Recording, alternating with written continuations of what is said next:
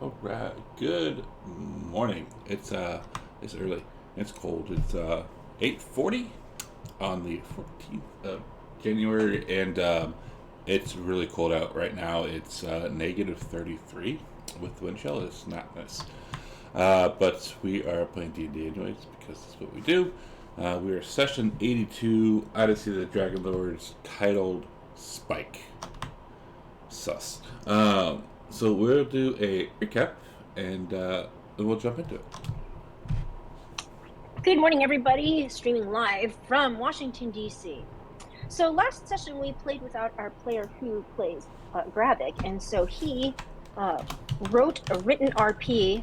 And if you recall, he had just shot Ametreus with a lightning bolt when he realized Ametreus was heading straight for the whirlpool. And we go into the whirlpool, we come out, and it is calm. And this, I'm just going to read the last paragraph of his RP so we can explains what happened to him. The sound of a thunderclap brought Gravik back to his senses. As the shock and disbelief wore off, Gravik came to the realization that he had struck Ametreus. Glancing at the magical energy quickly dissipating from the staff and then back to Ametreus, he felt a swelling of shame rise in him. Hesitantly, he reaches out to touch Ametreus before turning away, but not before actually touching Ametreus. Without a word, he goes below deck and locks himself away in his room. Okay, so to our south, we see the massive whirlpool that brought us here. the water heads thousands of feet straight up into the air before it vanishes into the darkness. And retconning to the last session, while the boys were drinking and spinning the Wheel of Fortune, Arcadia went to her room and she found a very nice bow and some arrows and recognizes it as what Volkan crafted for her. So, despite those things being there, she wanted to clear her mind and tend to her wounds first, as she is physically, mentally, and emotionally exhausted. And she goes and goes for a swim in the ocean, a short swim, because she knows from living on Themis that salt water from the ocean helps heal wounds. And she washes off.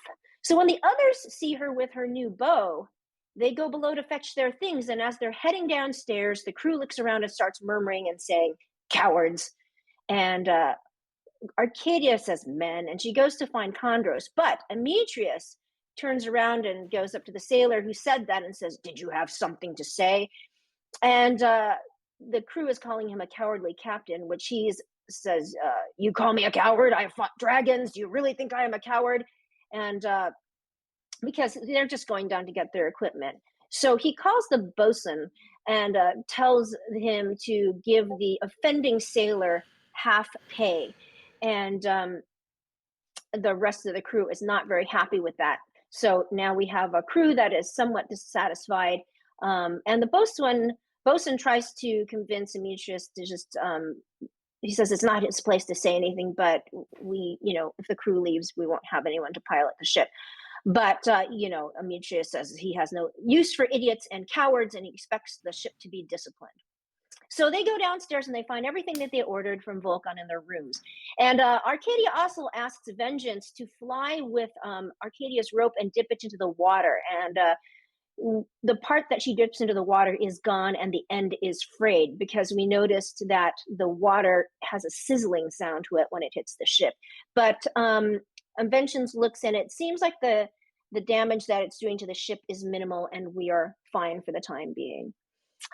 So Arcadia goes to Chondros and asks him if we are in the Nether Sea. And he confirms that, and he says he would like to get back to his lady, meaning Lutheria. So Demetrius comes back upstairs. Arcadia tells him that we are in the Nether Sea and that the water is sizzling, but it doesn't seem to be damaging the boat too much. She also had looked through binoculars and saw something break the water, and we head over there and they look like there are massive whale-like creatures that are blind. And we decide not to engage with them because they are so big. The wake that they make when they submerge actually moves our giant ship. So we head to another point of interest, and meanwhile, Corbin is going around trying to make friends with the sailors and trying to smooth over the ruffled feathers. And he goes down there, and when they see him, they become quite silent. So we sail towards what appears to be a very heavy rainstorm, but we don't see any strong winds or anything that seems to move it, and we can see inside the rain. And it seems to be falling into a confined area of water. And when we go in there, we find that it is fresh water that actually, when Arcadia drinks a little bit, actually heals her, and she sees some of her wounds closing. So we decide to collect some water while we're there. And also, when you look up, Nico sees that he can actually see land way up in the sky. So it's possible that that's another way we can get out of this place. So we decide to take a long rest, but 3 hours into it, one of the dwarven knights gets Nico and says something is coming in the distance. So he sees a couple pairs of immense shapes coming towards the ship. First, the upper body of a colossal male humanoid wading through the waves. Rags obscure much of his face, but it is clear that his lips have been sealed shut. Scars cover his muscular body as he trudges slowly onward, gripping onto a massive length of chain. He pulls a massive, impressive bronze barge. Lush green plants spill over the top of the barge, a verdant garden in a lifeless expanse of black ocean. And as soon as he sees this, Nikos wakes up the others, and Arcadia says she thinks that's Talius, and that he is destined to cut the stitches off of him because Titan's Bane is Talius's weapon. we decide to let him wander on as he looks blind because we need to finish our long rest. And so we take a long rest and we head to an island.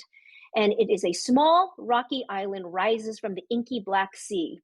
From a distance, its surface appears to be covered by a forest of twisted leafless trees that begins near the waterline. Closer inspection reveals that the trees are petrified, made from the same dark gray stone as the rest of the island. A great column of the same stone rises high above their tallest branches at the forest's center. And we go aboard, and as we go there, we're taking note that Arcadia especially notices that Nico is drinking a lot. He is drunk, and of course that Gravik is touching everything, and that's they've been like that ever since we left the island where we fought the Sphinxes. So Arcadia sneaks ahead, and she and Corbin remain hidden while Amitrius goes and approaches the pillar. And there are guards or wardens that look demonic. And they speak Abyssal to Amitrius, who casts Comprehend Languages. And you find out that this is the island of the Oathbreakers, and he casts Divine Sense, and the creatures are fiends, and they are there to torture and watch over the prisoners, and no one is allowed to touch them, but they can visit and speak with them. So Amitrius finds Helios, who is in terrible shape. He looks very beaten up and downtrodden, and he says to him, he asks him who he is at first, and because he doesn't recognize Amitrius. And when he finds out it's Amitrius, he says, I chose the wrong brother. And he will not respond when Amitrius asks him what that means. But Amitrius had every intention to kill Helios, but when he sees what shape he is in, he actually gives him a little bit of water. And Helios asks him to kill him. And Amitrius said, there's nothing he could do to him that's worse than what he's already going through. And when he asks him to kill him, Amitrius considers it and finally responds with, no, you deserve what you get. And as he's walking away, an older looking woman says that was very kind of him. And he speaks with her and finds out her name is Orestia. And I would suggest you, Google it, because it's a trio of stories. And it has to do with vengeance and the Furies, and it's very well tied into our story, considering what happened, who carried Helios off when he attacked us. So we find out from her that we should always laugh at her jokes, at Lutheria's jokes, and secondly, you should challenge her to the royal game, which is another name for the 20 squares game, but make sure you let her win because she always wins. We find that these strange creatures do not serve Lutheria, but they serve something else. And Amitrius asks Orestia if Lutheria is allowed to interact with the prisoners, and she says, yes. Well, silly, who do you think sewed all of these mouths shut? Because when we look around at the prisoners, most of them their mouths have been sewed shut, much like Talius, who was pulling Lutheria's barge. We decide to, Corbin wonders if we should try to free them, but these prisoners are there for breaking oaths. And also when they ask Arcadia, she thinks we should stick to our task at hand, which is to try to defeat the Titans. We try to figure out what's happening with Gravik. Amitrius has not tried Lesser Restoration on him. We decide to begin sailing onwards. And so we go to what's a gargantuan iron cube. And I'll describe that later because we decide we don't know how to get, we could climb up it. We decide to go further south. And we approach a small craggy island dominated by gray mountains and black rocky beaches. Among the mountains stand three incredibly lifelike statues, which are similar in scale to the great colossi of Mitros. Each depicts a muscular man in a pose suggesting shock, their faces revealing a combination of fear and rage. Iron chains bind their immobile limbs and are anchored in the surrounding landscape. And Arcadia wonders if those are the three titans that in our vision that Lutheria trapped with words of power. So we go on to the island.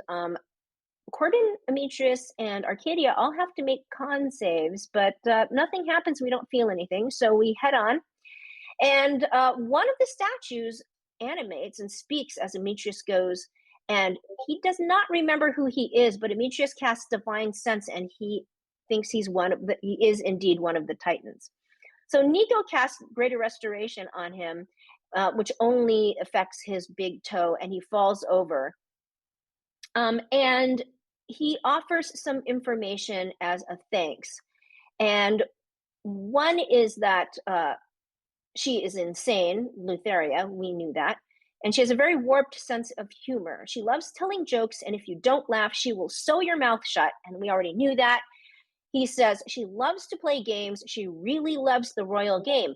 If you challenge her to it, it puts her in a better mood, so you'd better let her win. And then we had already heard that too. And then he goes, damn it. He goes, she roams the sea. You might be able to free one of the powerful weapons to take her down. If you awaken one of them, the noise will echo across the whole nether sea and summon her to you. He doesn't know what the weapons are, but the giant cube that we passed by earlier, that's where one of the weapons are imprisoned. And he whispers the secret code word to open the portal with Corbin, who ends up having a little short-term madness that he must attack the nearest creature, but we're not in battle, so it'll just wear off, although he does punch Demetrius because he just felt like the right thing to do.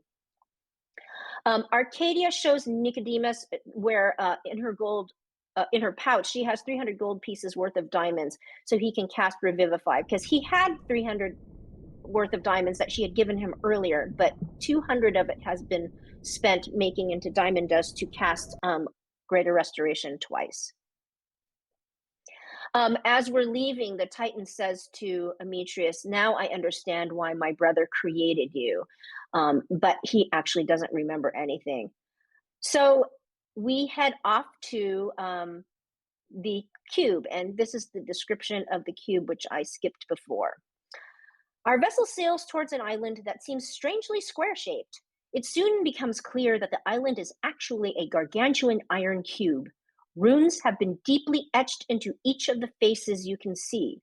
The bottom face is level with the surface of the sea. The top face, some 100 feet above, hangs from 5 massive chains. The chains disappear into the fathomless heavens of the nether sea. A disturbing noise echoes from within the structure, alternating between a low rumble and a high whistle. Corbin does not recognize any of the runes. But now we see Corbin does something we haven't seen him do before as we are at the cube. He mumbles a word under his breath, and his new cloak that Vulcan crafted for him turns into a pair of dragon wings on him, and he flies over to the cube and onto the top of it and starts looking around it. And at the very top, he sees a complex contraption like a massive hourglass that stands more than 30 feet tall. Sand empties from the top half of the hourglass into the bottom half with aching slowness. Drilled into one corner of the cube's surface, there is a circular portal of black metal. And he approaches the portal and thinks the word at it, and it opens, and now the word is gone from his mind. And he sees stairs leading down into the cube. Demetrius uses his rope of climbing to slowly hoist himself to the top of the cube, and Arcadia just climbs and zips up the side of the cube like it's no problem. Nico is going to do something we've never seen him do before, and he wild shapes into an owl and flies up. So as we descend the spiral staircase and enter the chamber below, we are met by dark, gloomy surroundings. A sense of dread fills the air. We feel a strange presence before noticing 2 featureless humanoid statues standing motionless in the corner of the room. They are blocking 2 open doors, one to the west and one to the south. As Corbin tries to squeeze past the statue to the west, it comes to life. And Arcadia tries her new oath bow, and she is so excited about using it that she keeps on forgetting to cast Hunter's Mark or use her sneak attack. And when Nyx fires her pinions at it, they all bounce off. But they see that party sees that Arcadia's arrows made it in. So it seems like this creature is resistant or immune to physical damage, but is susceptible to magical. So Corbin grapples it and takes it down, and it's prone. And Nico is attacking it with Titan's Bane.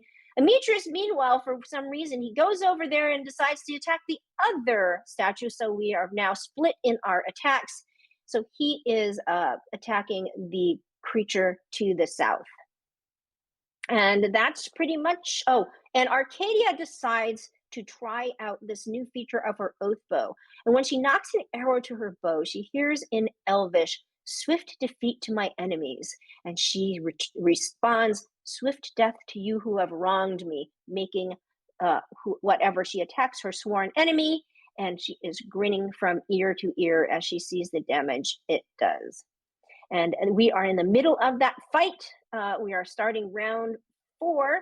And that's where we are. Oh, before I should give a shout out to Svenster, I guess hero in the chat, to Corgio. He bought a potion of greater healing for one of the unidentified creatures. And that's where we end. Fuck yeah. All right. So let's get back into it. We're at top of round 4, and we're at Arcadia. Can you share the map, please? Oh yeah, yes sir. Yeah, please. Certainly can.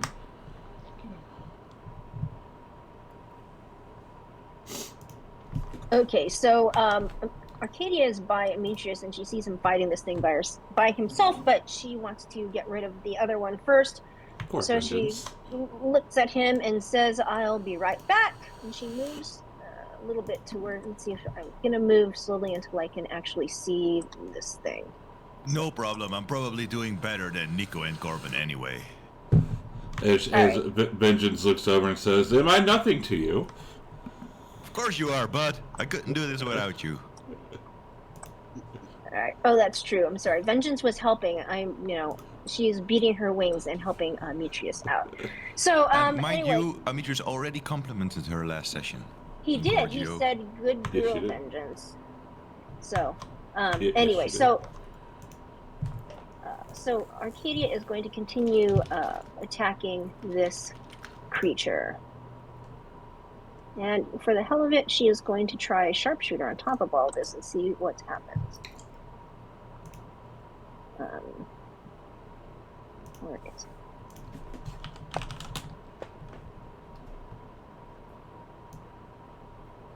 All right, now let's see. She has a sneak attack too. She's going to remember she's getting herself. I'll just double check everything is cool here. Okay, here we go.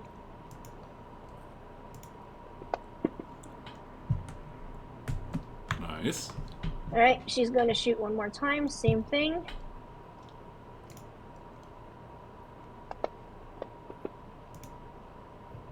Oh, misses. All right, well, she passes her turn, and Nyx is passing because she can't do any damage. But she's going to actually move a little closer to Arcadia. Can you put her where that goat is? Or, I don't know where the goat's there. Thank you.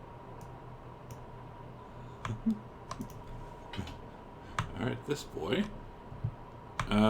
He's I think he's still down on the ground, right? He grappled and all that good stuff. Cool. Yep. He's going to try and punch Corbin.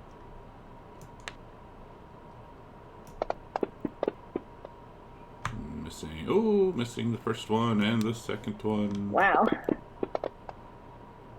Also missing. I think he does it Leave twice. me alone. He does. Corbin.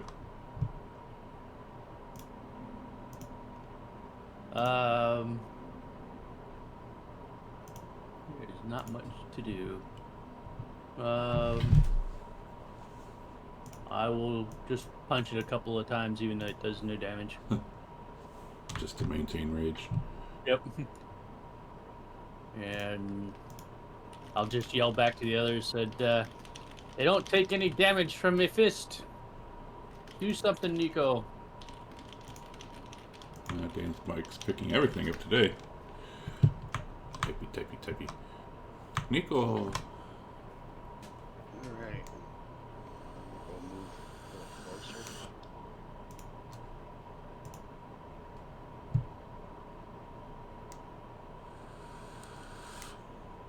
Try to hit it with Titan Speed.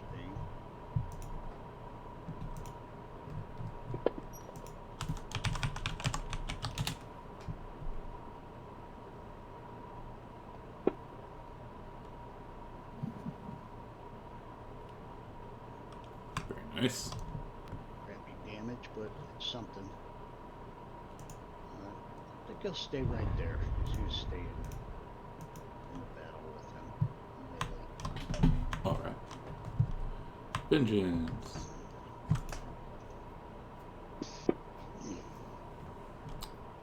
Sedge. So does Vengeance have to keep distracting him to give Demetrius advantage? Or did he Yes. already get advantage last time? I can't remember. She needs to keep doing it, to keep helping him if she's going to give him advantage. She didn't like getting hit, so she will disengage and fly back behind him. Alright.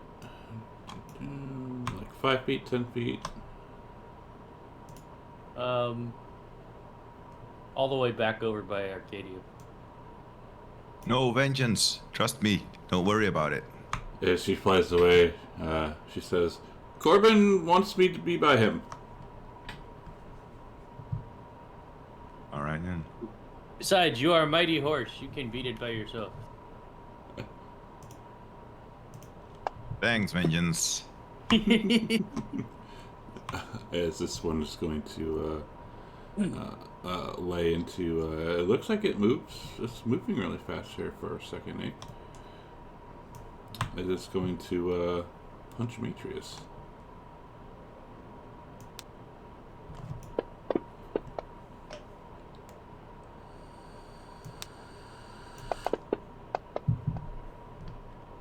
Ooh.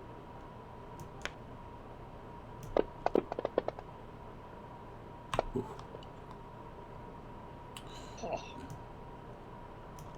Nice. Alright. Was that 2 down? Yeah, alright, that was 2, and then for the hell of it.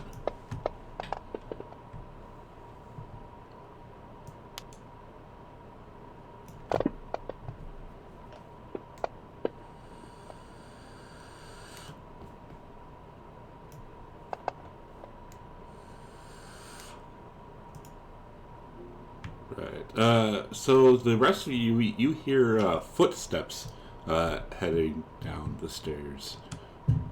Well, I guess Demetrius would, maybe Arcadia, but as your good buddy Gravik starts walking down the stairs. About time, wizard. I'm Cast haste. I'm gone for like a few hours. What? I'm not even surprised, honestly. I don't know haste. Of So we course. can see that unidentified creature in front of Demetrius, correct? Yes, sir. Okay. Let's see.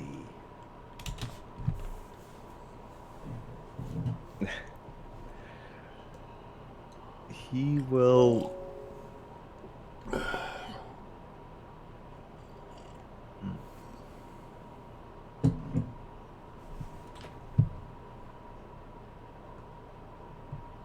Guess he'll just start things off with a lightning bolt. Okay. Just at a 3rd level. And he'll... Ooh, it's got advantage on that shit. Woohoo!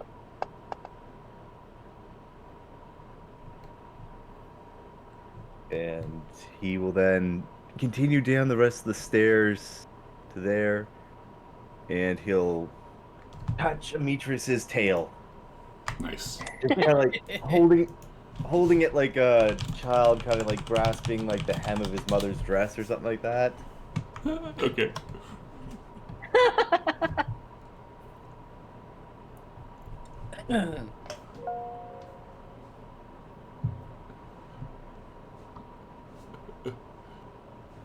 Armitrius.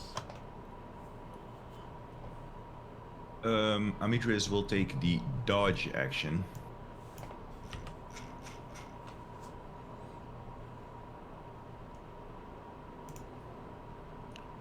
And as a bonus action, he will cast Spiritual Weapon next to himself.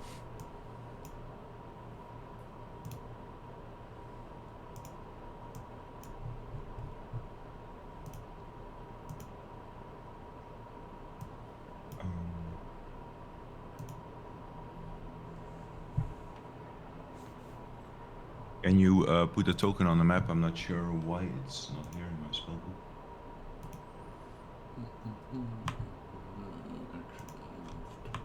It's next to me.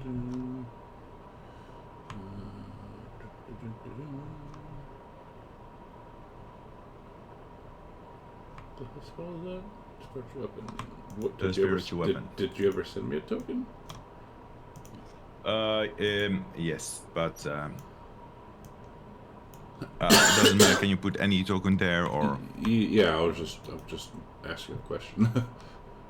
Yeah, I did, but it was fixed ages ago. But I had to reinstall my PC a few months ago, and that's when it vanished.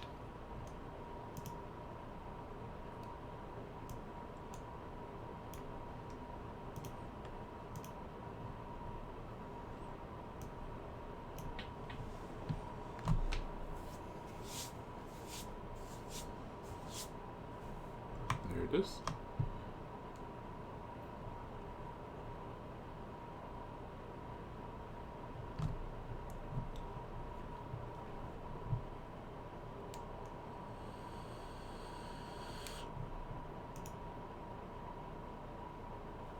Hmm?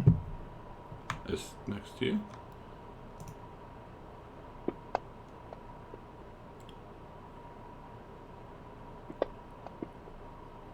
And there's an action and bonus action. All right. Acadia. Okay, she's going to continue.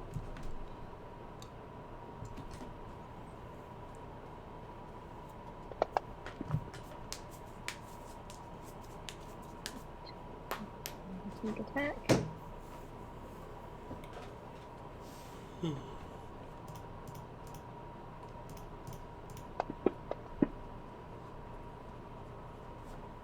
Oh, she's going to do it again.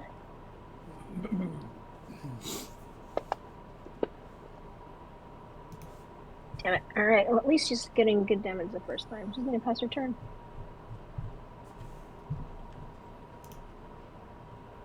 All right, this boy.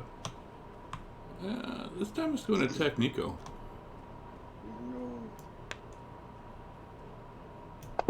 Just tried to give love to Corbin a few times, but Corbin doesn't want his love. Damn.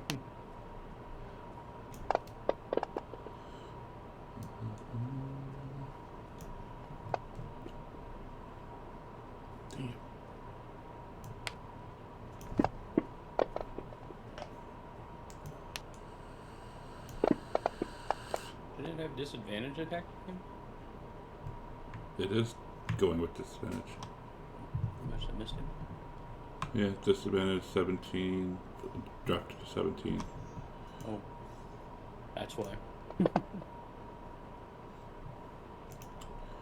Corbin.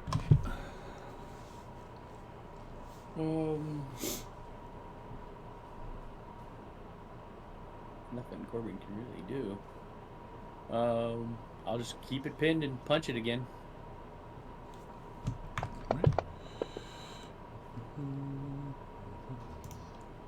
Wailing away.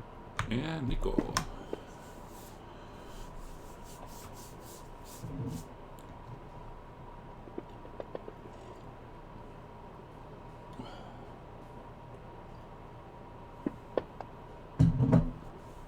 Nice.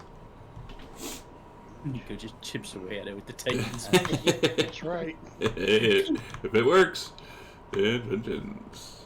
It's like hitting it with a little hammer from Shawshank. Ding, ding, ding. Vengeance. Yay! Woo! Yeah, we got two people right in front of him. Let's see. Can vengeance occupy the same space as the summoned object that Demetrius did? It's just a summon object, so yeah.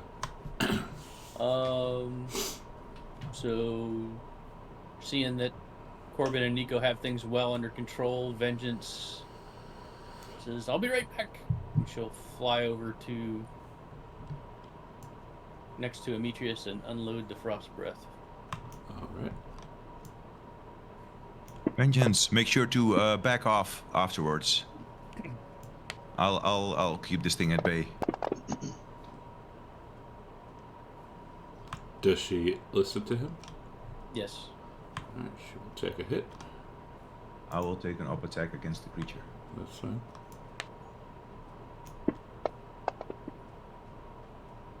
Especially because she learned last time that thing has 3 attacks, so taking 1 attack versus 3 is better.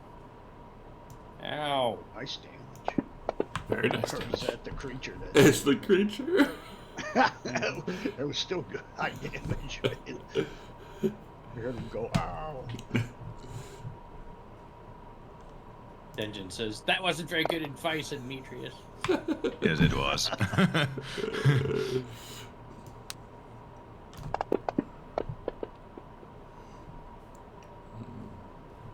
Oh yeah. 2 and 3.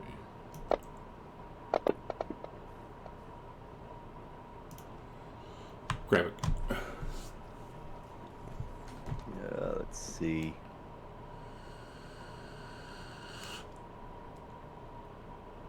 Gravik will get a sidestep, and he'll just not gonna burn all my spell slots just yet. He'll just cast a zap on this thing.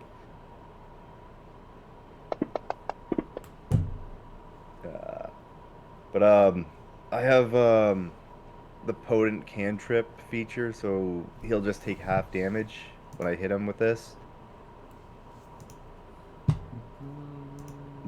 Want me to share that just in case? Yeah. I got you. I think you can do that graphic by clicking the half button below chat and then rolling the damage. Yeah.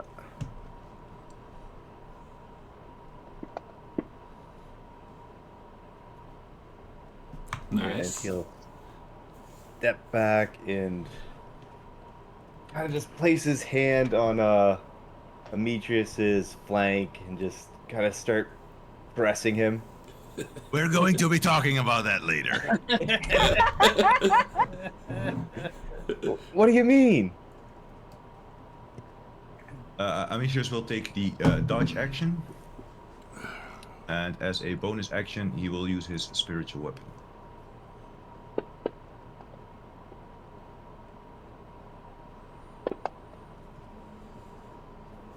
Ooh, it kills it. And he will say, "Mine's down already. How are you guys looking over there?" Steve's ghost kills it.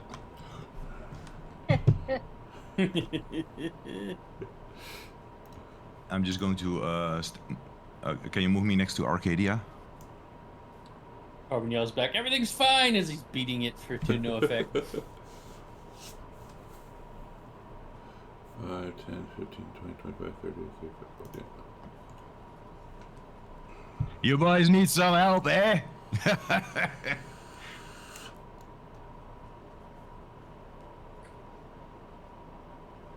And then Arcadia says, "I'm doing just fine." So she's going to attack it again. And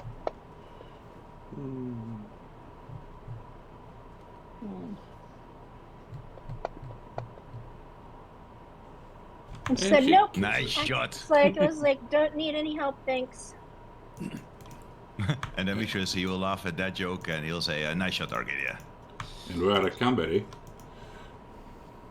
The footsteps, did I hear them from this side down here? It was Gravik coming It was down. Gravik. Oh, yeah, sorry. Yeah, I will try to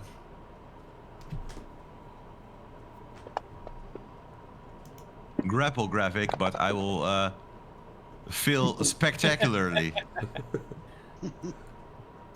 Corbin will say, stop trying to What are grab you Gravik and heal vengeance for me. like? Relax, Feels- Corbin. Like as Demetrius goes to grab Gravik, he just like doesn't even notice as Gravik just like steps away and Demetrius just grabs thin air. So what's happened since I've been gone? Gravik, let me have a look at you. What? No. Back off. As he says that though, he's like putting a hand on against Demetrius's side and just like touching him.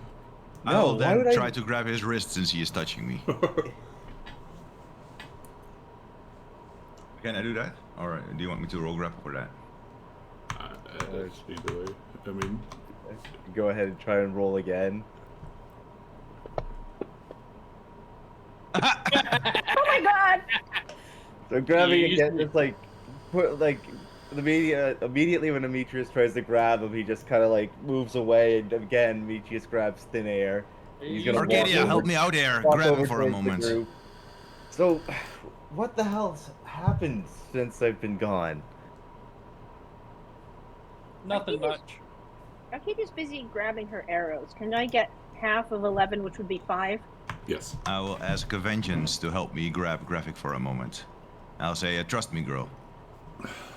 And she says, "No, this is fun watching you do watching a big horse fail to grab a If little you guys femboy." don't stop sabotaging me, next time Graphic touches me, I will fucking attack him. How about that? Corbin will come over and offer to play the ancient game of patty cake with Gravik and then grab his arms. No, I'm good, Corbin. I don't want to Hold play him down, patty Corbin. cake.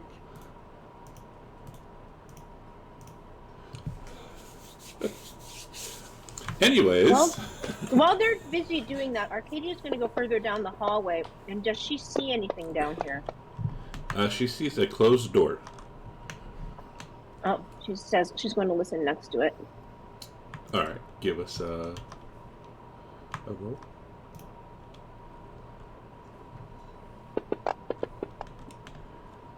Take away the advantage. I don't know why that's. I got to take the hunter's mark thing off for that. So you hear, you hear wriggling. Wriggling. Yes. I tell Nico that. He's next to me. Meanwhile, I guess there's the sound of scuffling with the guys. So I lean over as Corbin, are you holding him down? Oh yeah. I will grab his head, like put my hand over his face. And Does What the Gravik hell? does Gravik lick his hand? No, he's not like his head, but he's very confused. Like, what the fuck are you doing? we're no longer asking What's for up, consent. bitches? Let me Let's see go. This is Greek. I will- Greece central. I will close my You like eyes movies and about I will gladiators. I will say a prayer to the prophet and channel to the stallion, and I will channel Amitrius' inner divine power, the same protective energy coursing through his blood, into Graphic's mind, and cast lesser restoration upon him to end the madness that is afflicting him. I will mark off a second level spell slot for that. And Gorjo stepped away for a sec. Yeah, I know, but I think Graphic rolled the lesser madness, so.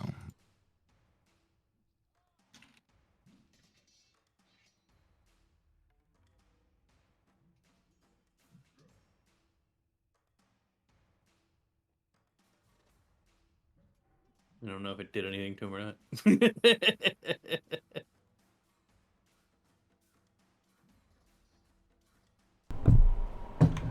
As far as you know, you don't know. All right, and then I Corbin will let Corbin will go. release him. I will let go of Graphic's head and release him as well. I'll go talk to Arcadia. Okay. And Arcadia- I will. Well, if we're all done being stupid now, I think we can move on. And Gravic's like just pull down his robes and like straighten them out, and he's gonna like just sigh, like, what the fuck is wrong with you people? You could be a great man if it wasn't for your attitude, Graphic. Yeah, I don't think you're one to talk about attitudes, Demetrius. And as Demetrius goes by, he's gonna like place a hand on his flank and just let it slide across his body. Arcadia tells Demetrius about the wriggling, but she says, "Is there another door to that side? I don't like to be There is surprised." yeah. there's one by the other There is. stone guy. It's there- either this way or the other way, but Well, we shouldn't there's- split up. No, and there's the sound of wriggling behind this door. Should we listen to the other one I'm first? sorry, is that a goat? Yes. What's that doing here? Following Arcadia. I will lean over Oh, and try fuck, to grab really? it by its neck and lift it up. All right, you are able to grab it by its neck and lift it up. And I will turn to Arcadia and say, "Is this yours?" and hold it out to her. And she says, "No." And I will inspect if it's holding anything or has anything about it. It does not. It just looks like a normal goat. Graphic, is this the goat that you didn't eat? Doggone! Wow. Why? I will throw the goat at Graphic. I remember that name. Nico's head. Take care of your own pets, man. Not. It doesn't make. He'll touch the goat. Good. I don't- Arcadia, Don't play with your food. Arcadia looks at Gravik and says, "There's two important things you should know that we learned. If we run into Lutheria, who is the Lady of Dreams, and this is her realm, and she tells a joke, you should laugh at it or she's going to sew your mouth shut. The other thing is, if she challenges you to the royal game and you play her, you need to let her win. Because I'm not convinced we're strong enough yet to take her on. Because in the vision we all had, when the Titans got involved in the battle, they said that dragons were no match for the Titans. And dragons are pretty difficult for us at this point. So I'm very wary about going for her right now. I have coffee right now. This I is don't the know, way. but I'm just saying that. And I also don't know. Should we listen at the other door first and choose And between I will the two? say, whilst Arcadia is saying that, you see Amichis looking at his halberd and then looking at Nicodemus's sword of the Titans and Graphic's magical staff and Arcadia's oath bow, and you see him frown a little bit, like, and he says, "I hope the weapon in here is one for me." And then he says, "Arcadia, good idea." Listening at the other door. Let's see what you can find there.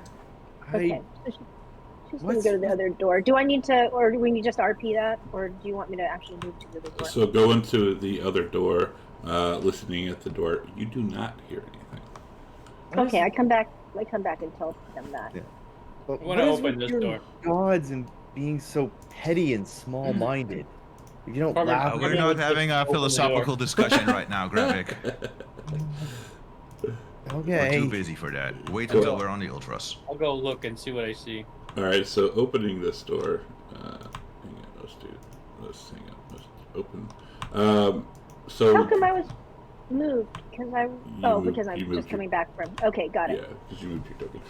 So the floor of this chamber is filled with huge, writhing worms that wriggle and squirm over each other.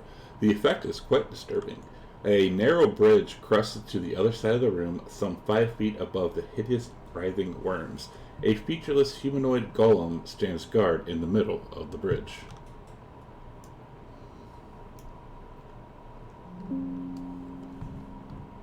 That makes sense. There, you guys should be able to. Open. I don't. Okay, there. Is it open? Yeah. And say, Corbin, you want to handle this one? And I will take out my rope of climbing and tie it around Corbin's waist. No, I decline being tied. Are you sure? Yeah. I don't I'm want you going- to fall down in there, man. I am going to. Why is that thing moving? Is it moving? No, it's not.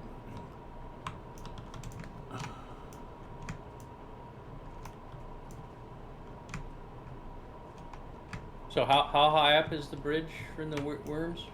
5 feet. And the golem's like 10 feet tall? Yes. Hmm.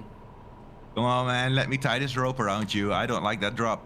I can fly. I'm not jumping after. I don't need a rope. I'm flying. Oh yeah. Okay. Fair.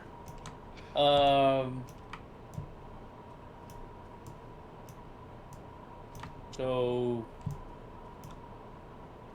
Corbin tells Demetrius that what's that? Those are the worms. Oh.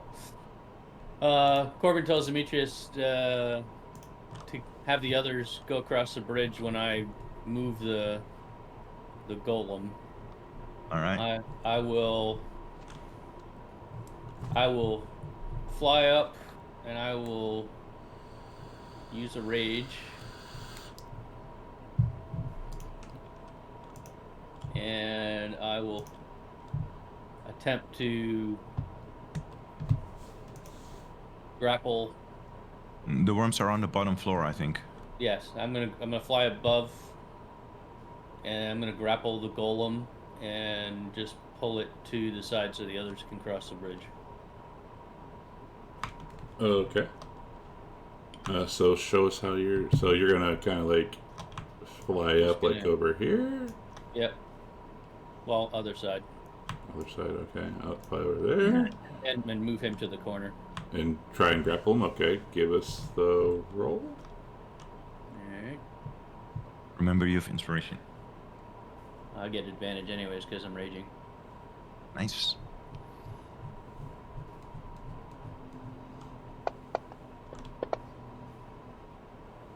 So 24. Beast build. Check. All right. So you. Damn, Corbin, that build So- is really shining. Yeah, and it your took a while. fly. How much is your fly? Same as walking. So 35. 35. All right. So you are here. So 5, 10. How heavy is that thing? Can he pick it up? 20. He's just moving it, right? Like Yeah, grabbing it I'm by just- his like I'm, head or I'm something. dragging it off the bridge. Yeah. Oh, cool. So like Yeah, you I can move can't there, and then it steps into there. Yeah. And I'm making sure I'm well above the Yeah. worm. So as you grab it, it's going to animate and try and grab you. Yep. Oh, Can I fuck. move it? Can I Oh, move? shit. Can I move it farther over to the corner? Because I want it to be on the other side of it, so it does it can't reach the bridge. 5, 10, 15. I want it all the way in the corner. So you were at 20, and it's double movement to move 1 square. So you were at 20 feet there from the flying. So you could move like 1 more. Can I move it? Can I move it to the other corner? I just want it in the corner. I understand, but I'm just trying to see like what part, like which corner are you trying to go to? Because you can only move I one more square. don't even need to move. I just want to move it. I just want to pull it around to the corner. Well, like swing it. Oh, Yeah. so like move it like this. Yeah, exactly. Okay. And when you do that, it's going to try and do this.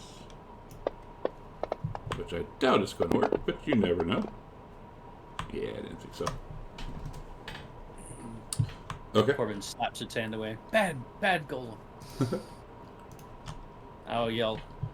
Now's your chance. Run across. Well, we're gonna do this. I fucking hate worms. What Worms. did ever do to Why you? did it have to be worms? Exist. That'd have to be worms. Did you say exist? Fill the earth and keep the ecosystem intact.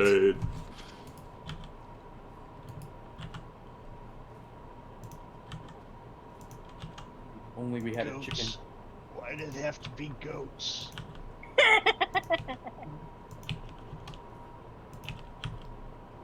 Guys, I'm starting to have second thoughts about this whole worm room thing. Maybe we should check the other one. A little late now. This one's going to just punch Corbin. Oh, actually, it's going to do this first. It's going to move fast, and then it's going to punch Corbin. Arcadia will say we can have him fly back. Well, but I guess the door's open. Does it look like the worms can follow us, or just the the pit's down into the ground, so the worms don't look like they can climb up.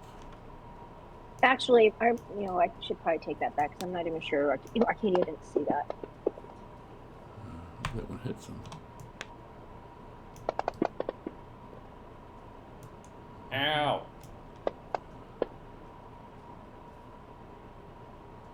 All right. Making a Constitution save? Yeah. You guys have been making con saves every time. Are you I still get grappling it, Yeah. Corbin? Are you Oh, still yeah. grappling it? Yeah, it's held in the corner. You see that, you ever seen one of those swimmers before they dive, they're like hyping themselves up, like hopping a little bit and taking a deep breath? That's Amitrius right now. And you see like, okay, I can do this. Here we go. Zoop. And he'll try to run across. Runs all the way across. He will immediately try to open this door. The door opens. And I will mention this, that this golem does not look like it can fit through the door. And I'll say, guys, it's safe. Come on, hurry. And I will wait here. And then take the dodge action until it's my turn.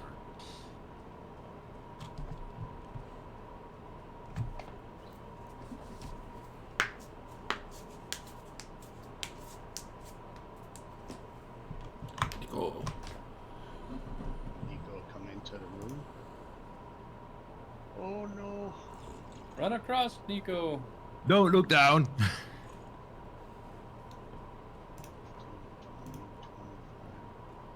Just think of him as little Kyra Pickles. It's like hundreds. Should be able to make it there. All right. And yeah, there are hundreds of worms. They're all wriggling and.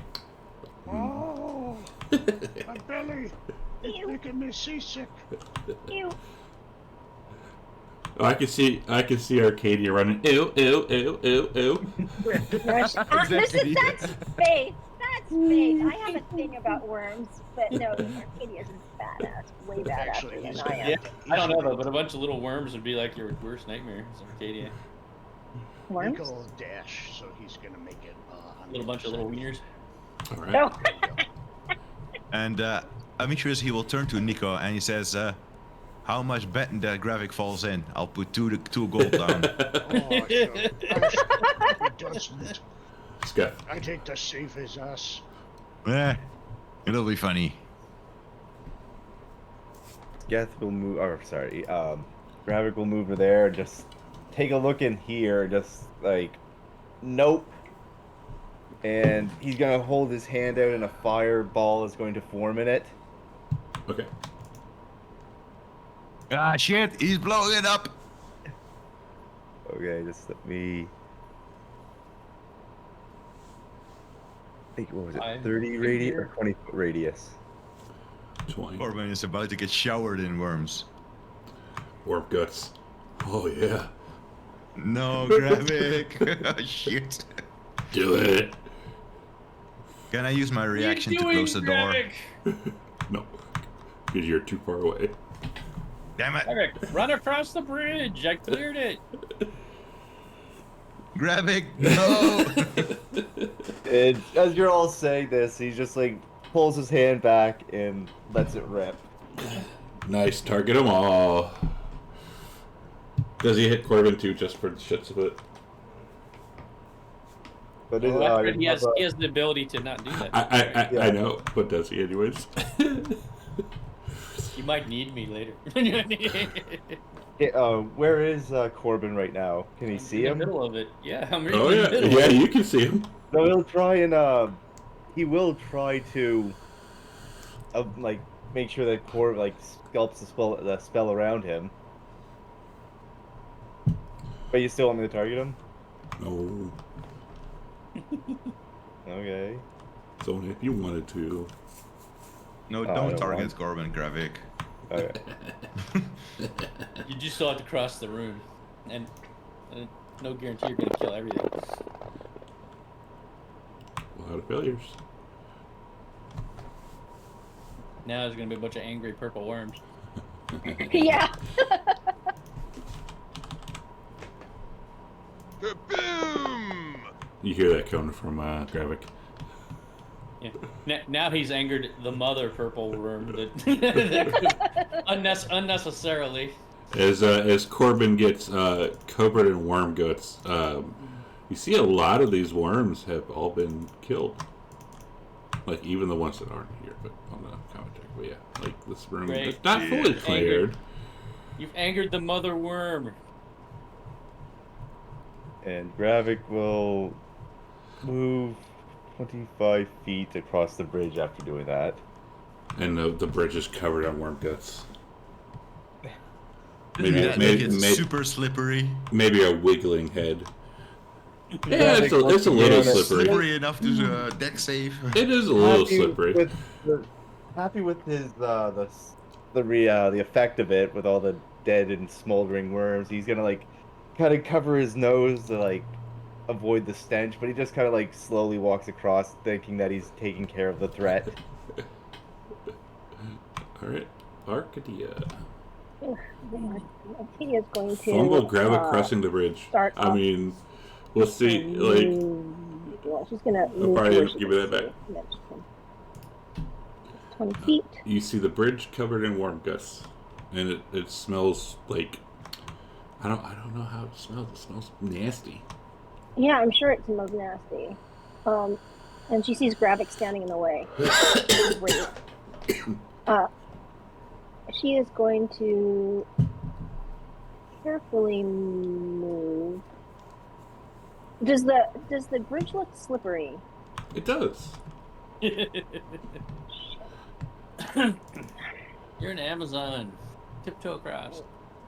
So that, but I already used 20 feet of my movement, so I'm going to walk carefully the rest of my movement here. And then I will. It smells the way black jelly beans taste. Ew. Can I continue to walk slowly even though I'm using a dash action, or is that? Yeah. Okay. Dash is just an extra movement. Yeah. Okay. I'm just gonna move over. I'm gonna pass him and keep my hands next. I have my hands out because I don't want him touching me. He can touch me. I don't want him touching. I have my hands out. I'm walking. Arcadia! Does Gravik touch her as she walks past? You know he has to. She just has her hand out to make sure he doesn't touch her any place inappropriate. Shove him off the bridge. Shove him He, off As the bridge. he touches her hand and like intertwines his fingers with hers for like a second until she like walks away. Doesn't even seem to realize he did it. He just shakes her head and moves Poor on, Gravik. so she knows something's wrong with him. As Arcadia and then reaches Amitrus, he will say 2 gold that he falls. All right. So really quick, is anyone going to attack this golem, or we're just going to leave it? I'm gonna hold it until.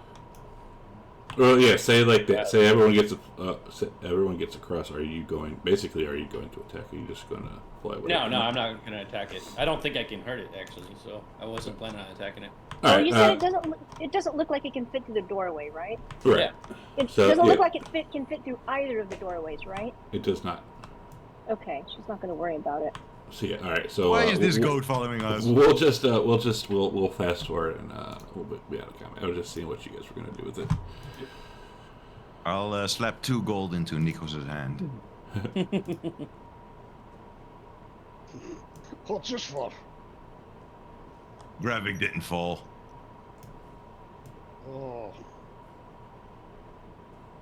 Didn't know we were betting on it. Did you? I did. Just looking at the chat. I did. I'll give him the points back. Worth a try.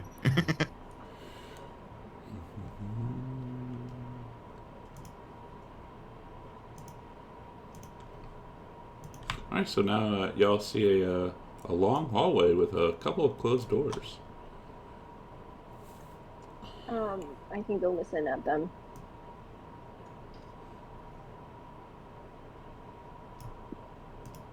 So, what exactly was the big deal about that? They're just a bunch of worms. Could have asked me to burn them all to begin with. You weren't. It was the golem that was the problem, fool. Well, the golem was on the other side of the room. Didn't seem to bother me any. Mm-hmm. Next time you can push him to the other side of the room. Oh, you pushed him. My mistake. Sorry. What do I hear behind that door? You do not hear anything. Right, she's gonna move to the next one then. Okay. I'll push it open, All right. Oh. So and she walks Okay. away. as Arcadia walks away, he pushes the door open, and give me a second here. So in this room, the walls and floors are covered in a thick mucus slime that almost seems alive. The floor is marked by strange engravings that look like a grid. On opposite sides of the room are levers on the walls. One lever is shaped like a worm, while the other is horn-shaped. A shapeless humanoid figure stands in the chamber next to the worm-shaped lever, and when you open the door, the golem pulls the lever, and a bunch of worms fall into the ground. And I say, I'm sorry for bothering you. It seems we made a mistake and close the door. I don't think that's going to work like that. Give me a second here. Oops. He's like, whoops, wrong door. Give me a second. Let's do that. Now you can fireball. And let's do this. Jesus. Can that golem fit through this door? It does not look like it can. But the worms look like they could. I'll say, before you say anything, Arcadia, it could have been treasure, okay? Maybe those worms are treasure. And she looks at you. What? Because she can't see what's going on. He's done it again, Arcadia. He did it again. Oops. What's in there? Yes. You don't want to know.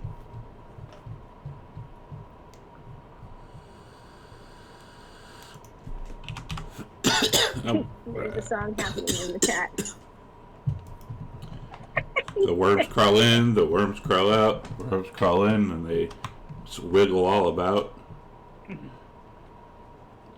And he defied gravity. Yeah. See if I can find this book one. How is it?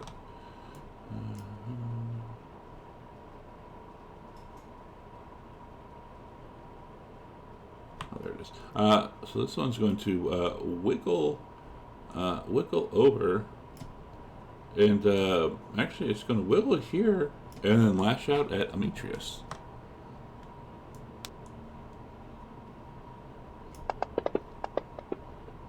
Why is it getting disadvantage?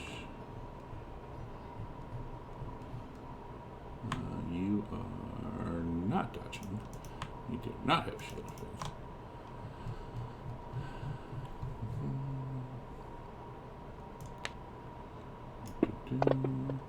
And is it like, oh yeah. The teeth, oh, wiggles through your body. Yeah.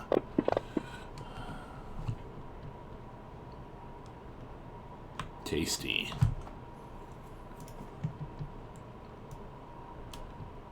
Uh, 21.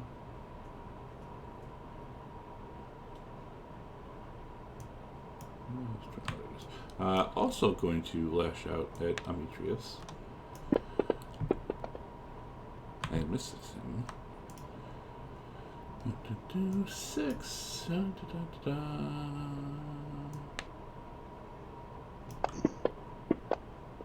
Set. Grab it. Okay, Gravik will move to there to look into the room and see what's going on. Oh, shit. He will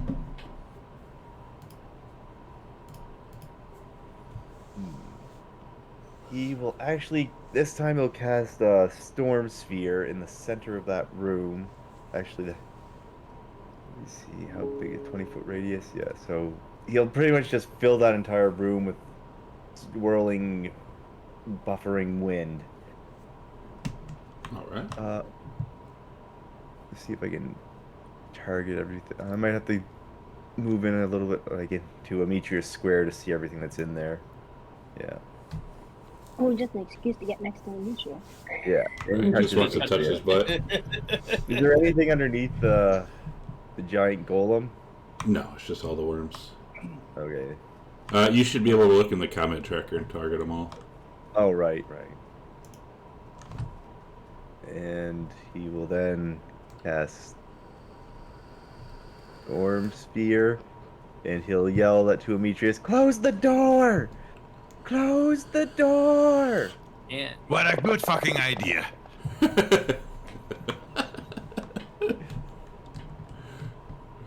Shoot her! Shoot her! Weak shit damage is that? It's constant, though. It just sits there. It'll just sit in the room, constantly damaging them. Fine enough. Good enough. And that'll his turn. Actually, wait. Can I do that at the end of this turn? Bonus action. Okay, and I'll use a bonus action to strike the golem with a lightning bolt. I think that's just a. You have advantage on the attack roll if the target is in the sphere, so I have advantage on that. And it's just a straight attack on the identified creature. Hitting.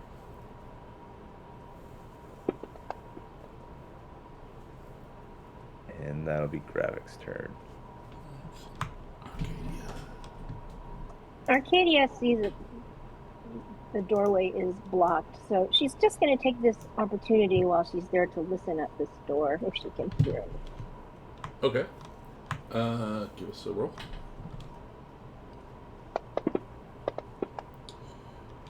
You hear more wiggling. All right, and she says, "Great. There's more wiggling behind this door."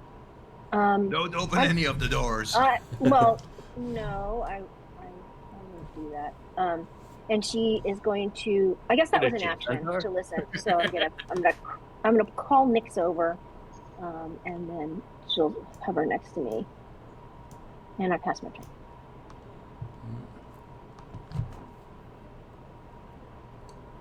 okay, I am gonna grab my bow and I'm gonna shoot a thunder wave into that room, which I think will get everything. Because it's 15 by 15. Okay.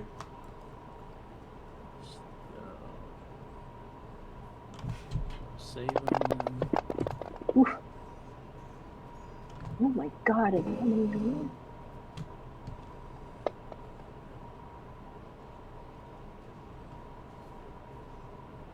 And it would push them all back.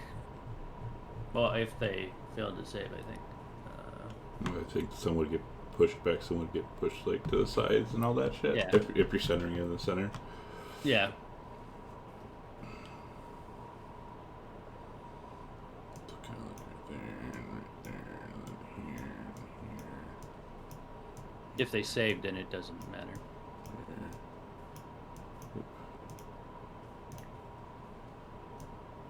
And bonus action. I'm going to use my second wind.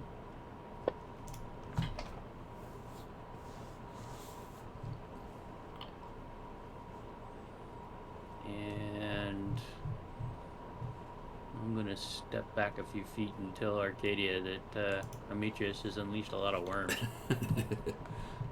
You're the one that unleashed worms. What are you talking about? I didn't open the door.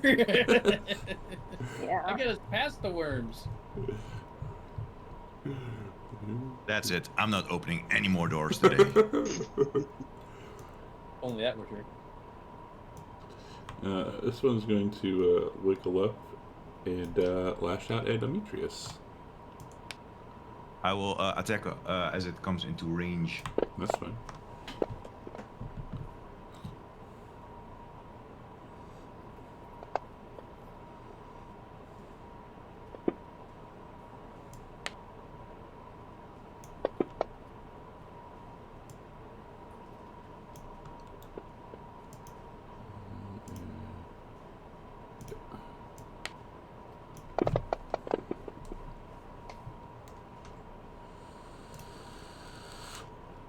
Demetrius. I will close the door. Okay. Is there some way I can see to keep it closed? Does it have some kind of bar or handle or something? I don't know. It has a latch. Can I close it? Yeah. I will then. Okay. Closing And the door. after I have done that, I will move here. Are you latching the door closed? Like locking it? Yes, I did. Okay. Alright. Well, since he has to be a scared horse, where's the combat?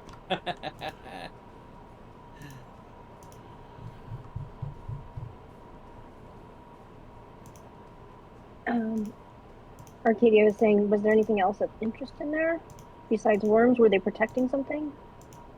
Nope, just a golem. She's going to go. She goes, I hear more wriggling behind this door. She's going to go down to this door and listen too. At this one as well.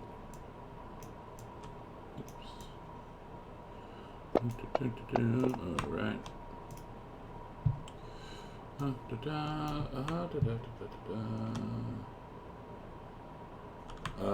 You do not hear anything there. Okay, and is this the end of the hallway? Is there something more down here? That is the end of the hallway. Okay. I don't hear anything, and I explain I don't hear anything behind this door. I hear wriggling behind the door that you guys are next to. I don't know. I think we ought to check it out just to be safe.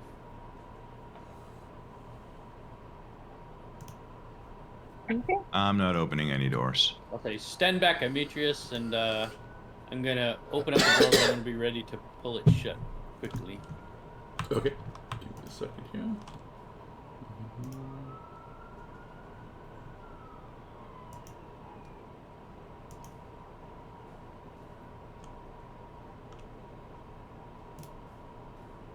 Alright, so opening this door, 2 seconds, actually, 1 second.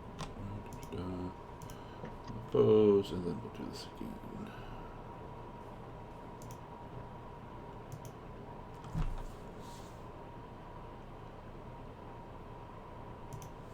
Put you there. Put you there. Put you there.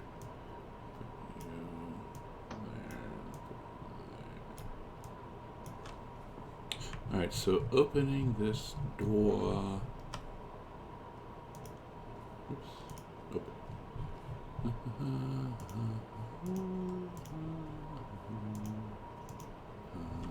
Alright, so this must be some sort of breeding chamber for the worms. 2 giant purple-colored worms, more than 30 feet in length, are chained and entwined with one another in the center of the room. Featureless humanoids work on the worms, paying little attention to anything else in front of them. I will close the door. I figured you would. Corbin, do you have some means to destroy this entire place? I will whistle as I walk past the door. Nothing to see there.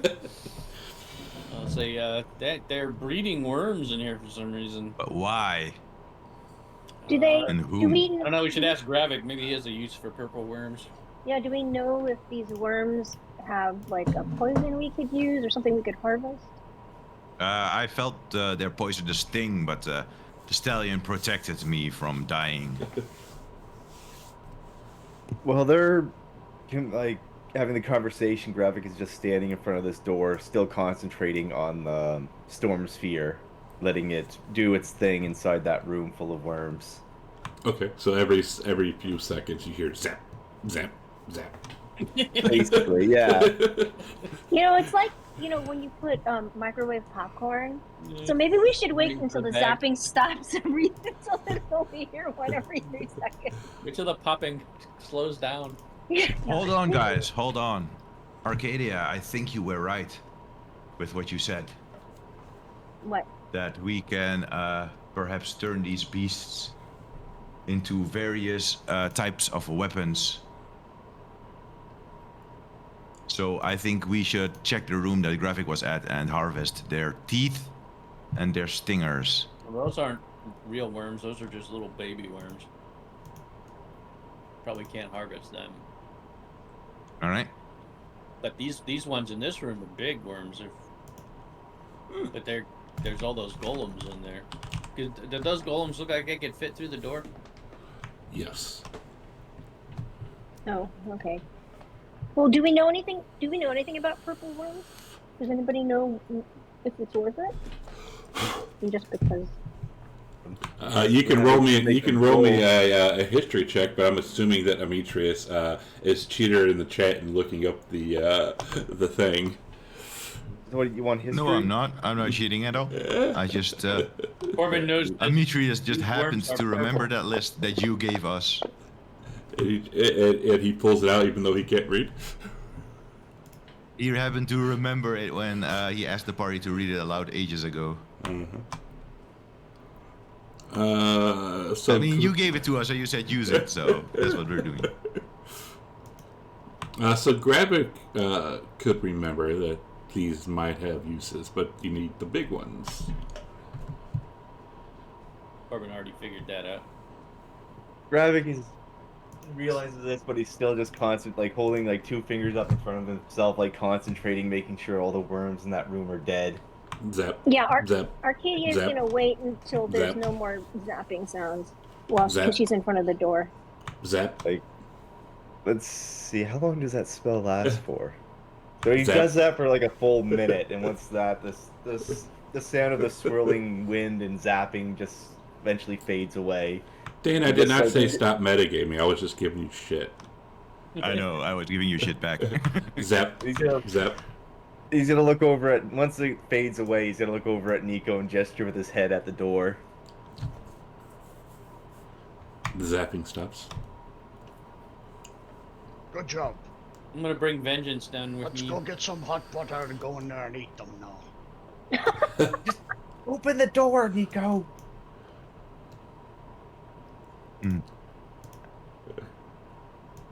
So, are you saying you want to try and kill these things, Demetrius? Not particularly. Just mentioning that But- Arcadia was right, and they do indeed have uses for us if you want. So Nico Nico, looks in, they're all Ye- gone. yeah, they're all zapped, and you see that the center here is like a big grate, and you see the guts and all the zappy getting drained and oozing through these slots. Yeah. I'm not cleaning that up. Honestly, I'm and- thinking we should just get the hell out of this entire place altogether. To be And fair, then you do see the 2 levers. One that is shaped like a worm, while the other is horn shaped. let's try the other side. Check the grate, Nico. Where's it lead to? Sewer. So is the Hold golem on, still in there? Nico. Was the well, The golem you is can't not see in. this. The golem's not. Why don't you do something for a change, Grevik? You check it if I you don't want. know. I'm not going down in that. He just killed all the bloody worms. Let's make him do something for a change. Hold on. I'll get You down don't- there and check. Don't go down there. Just look through the grate. Okay. So Nico will get in there and then he gets a peer into the grate. And you see, you do not see where it ends. You just see you can just hear the drip, drip, drip blood. Gross. How can I say that? It goes down deep. It just keeps going down. I hear the You know, drip. I have an idea. What if you pull that lever, but pull the one with the horn, not the worm? Okay. I wouldn't be standing on the grate when you do that. Yeah, don't stand on the grate. No, I'll stand off to the side. There's a walkway. Where's the lever at? Right there. Hey, if the So if the I'll worm walk level over. made Who pulled the one with the horn on it? It's gonna make a bunch of goats appear. All right, so when he pulls the one with the horn on it, the grate opens up. Ooh. I will stand on the edge and peer down into it. Bunch of ghosts up here. I'm not What? playing Zelda. Watch. Gravik pushes him in. No. I'd like to see him push 1,000 pounds. To be fair. I mean, he Mentioning can't. that, Gravik steps forward and like touches Demetrius. So Demetrius looking down, you do not see where it ends. You just hear the drip, drip, drip from the bloody worms. I will take out a torch and throw it down after lighting it. All right, so lighting it, it drops, and you can hear it like hit like the side, and then it like goes around a corner, and you lose sight of it. I don't think the weapon is down there. No, it's Well. just a sewer. Let's move on then. Cover those We worms. should open. Yeah, we should. I have a door down here. I don't hear anything. We should open this one. Does Are we Nico gonna try and get these big worms? does Nico close close the grate?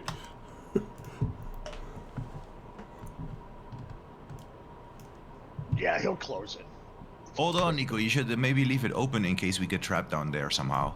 We'll have an exit. Okay, whatever.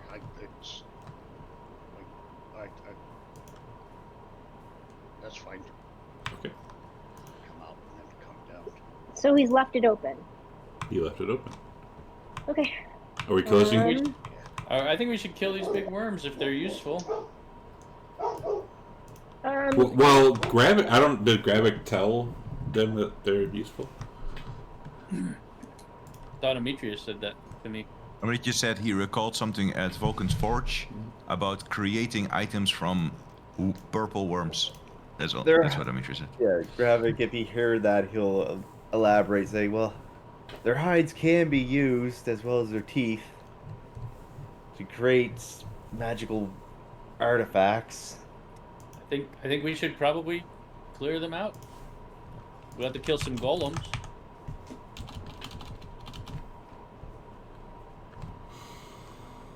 I can probably hold them in place for quite a while. Well, I didn't. I mean, I think we should focus on the weapon. I'm not sure how long we Yeah. have, actually. Yeah. What do you mean? The two worms, by the way, the description was they are chained. The two giant worms are chained. Yeah, make it even easier to harvest them, wouldn't it? How many golems are in there? Well, Arcadia didn't see this. So. How many did I see in Gorgio? 2 or 3? 3. 3. Yeah, I don't really. We don't even know really what it made. They might not even attack. I mean, they didn't attack me right away. They were tending to worm. Demetrius will walk up to Corbin and he will say, even though I think it's a bad idea, if that's what you want to do, I'll have your back. And Arcadia says, I think we need to look for the weapons because we don't even know if what we can make out of them would be helpful to us. That's a good point. Does Gravik remember what they make? Does Gravik know what they would be able to be used to make the material?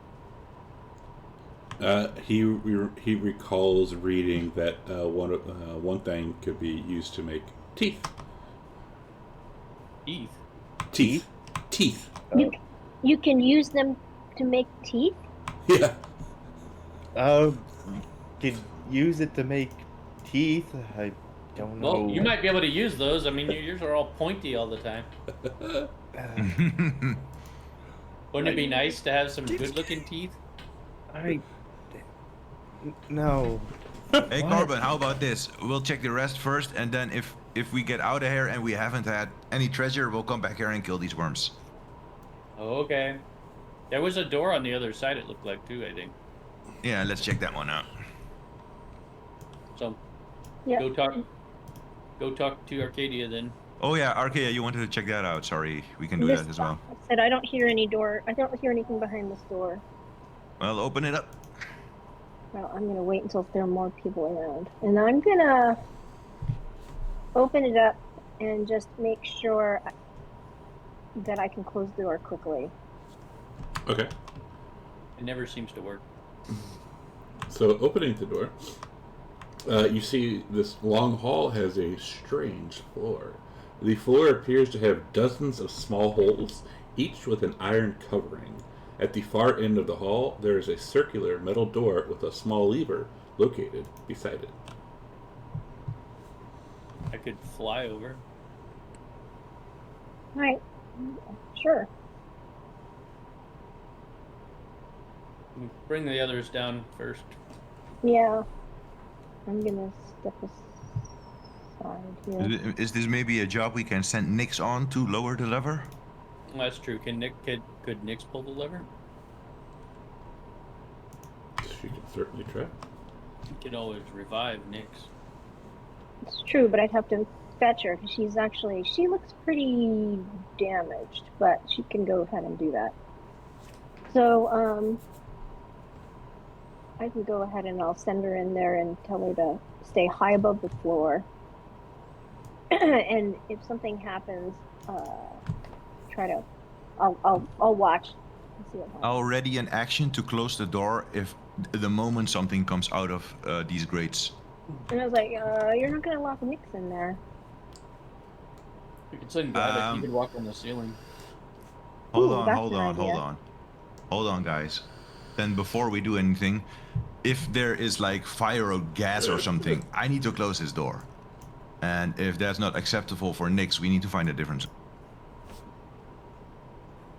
So maybe, Gravik, do you have some, maybe a magic hand spell? Not that kind of wizard. You mean a regular wizard? That's what you mean?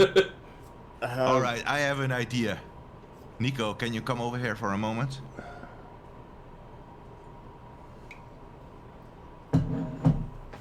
Sure. What do you need? Can you tell this goat to go in there and pull the lever? To be fair, the goat is not tall enough to pull said lever. I'm not. I don't speak goat. I thought you were a druid. It's not that kind of druid. He's only a So tiny Hold on, lizard. I'm going down, to- looks the goat in the face and goes, "Brrr." Let's see. It's 45 to the lever, right? Yes, sir. Yeah, see, I don't speak goat. I will fly pull out over. my rope of climbing Okay. and I will command it to loop around the lever. Okay. It loops And it's around 10 the feet lever. per 6 seconds, so it's kind of slow. Okay, so it loops around the lever as Gravik is petting Nix.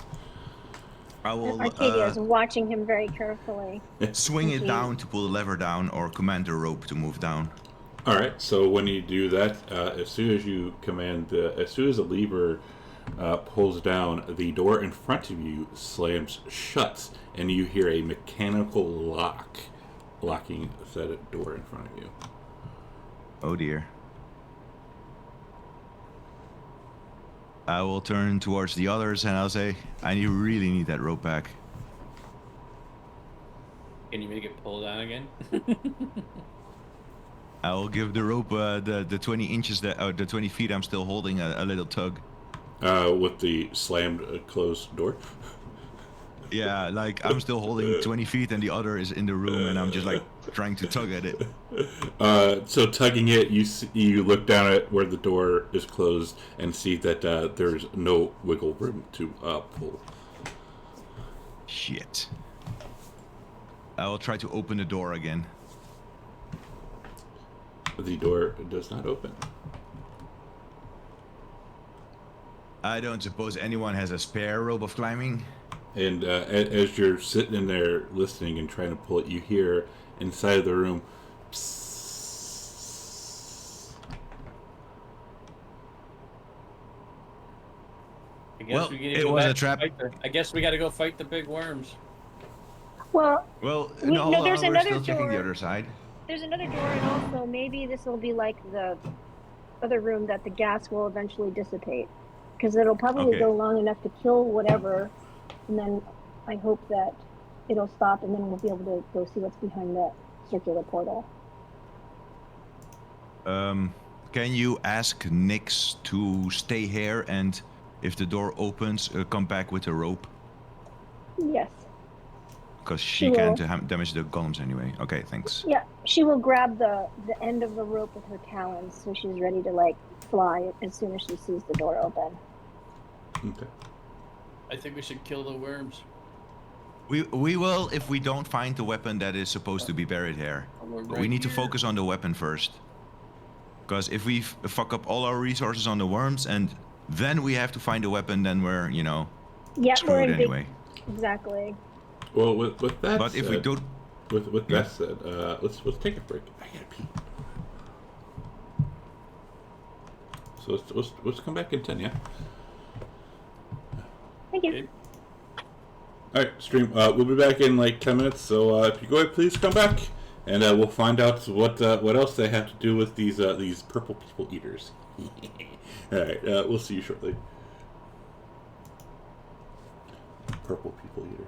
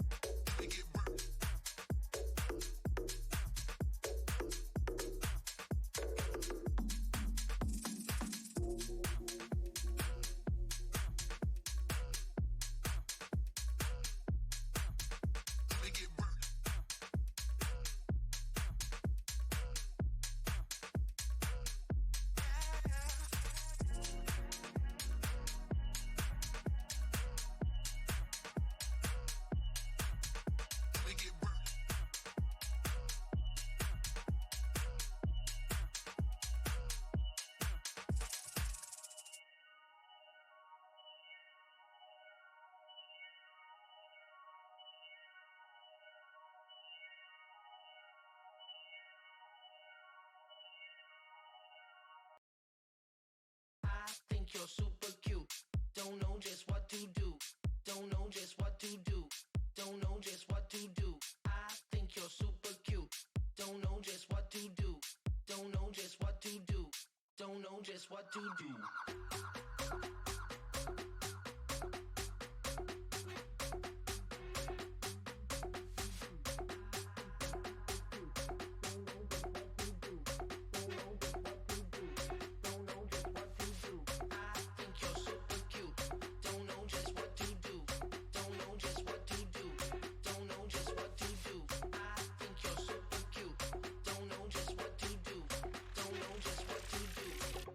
Just what to do. I think you're super cute. I think you're cute. I think you're super cute. I think you're cute. My temperature is up. I think you're super cute. I think you're cute. I think you're super cute. I think you're cute. My temperature is up. Up, up,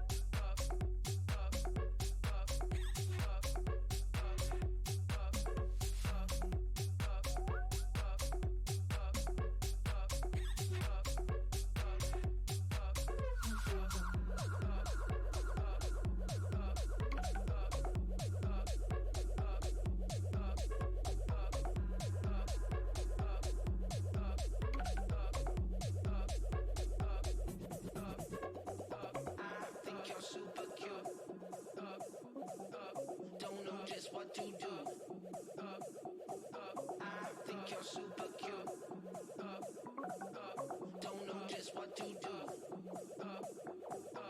Don't know just what to do. Don't know just what to do. Don't know just what to do. Don't know just what to do. Don't know just what to do. Don't know just what to do. Don't know just what to do. Don't know just what to do. Don't know just what to do. Don't know just what to do. Don't know just what to do. Don't know just what to do. Don't know just what to do. Don't know just what to do. Don't know just what to do. I think you're super cute. I think you're cute. I think you're super cute. I think you're cute. My temperature is up. I think you're super cute. I think you're cute. I think you're super cute. I think you're cute. My temperature is up.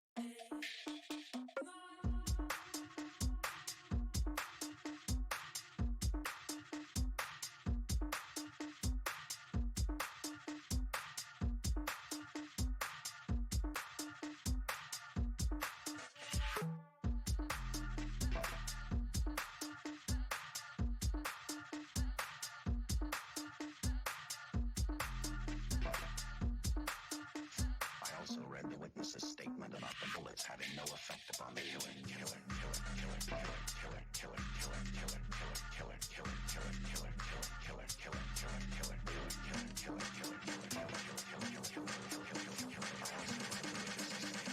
Bullets having no effect upon the killer.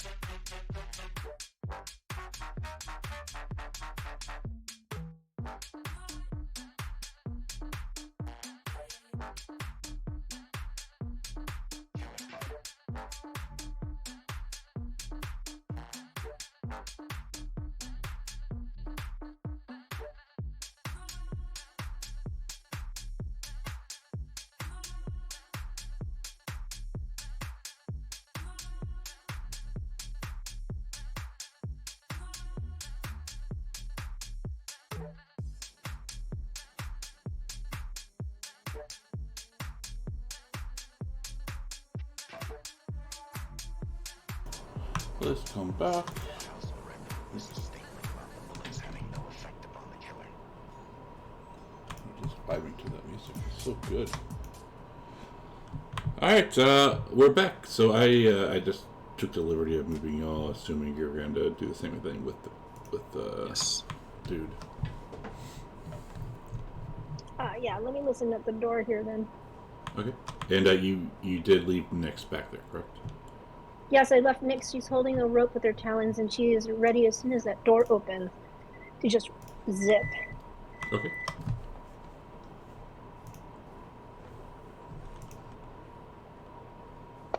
She's gonna come back with like a little stub of rope. Alright, so listening at that door, you do not hear anything. Okay, she tells the others.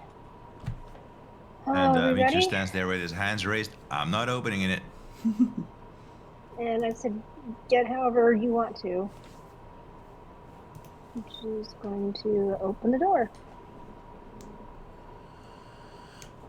Uh-oh. Alright. Some So, more worms.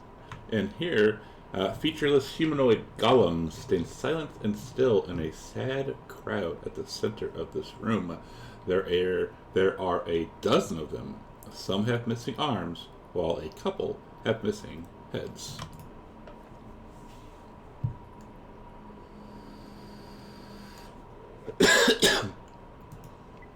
Okay. I always wonder how these things work. I don't. Well.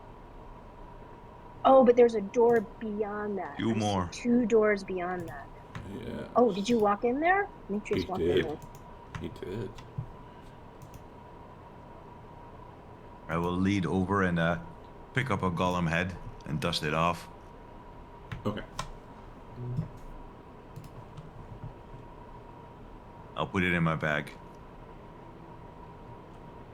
Sure. Well, as long as the others aren't, they're just not moving, then Arcadia's going to listen at the other doors then. Keep vengeance close to me.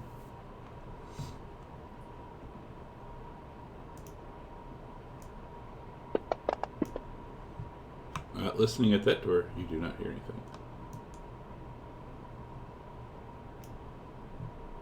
Okay, go into the other one.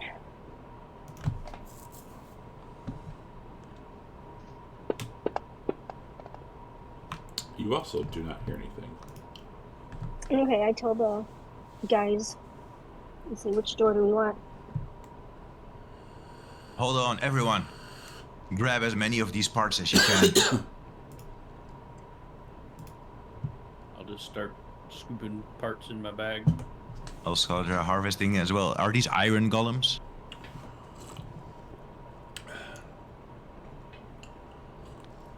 Arcadia doesn't They- like being bogged down. You are not certain. I will try to harvest some golem parts for the, I guess, golem iron. I would try. So you're gonna sit there and like try and take apart the golems, or what are we doing? I want to gather 3 parts of golem iron.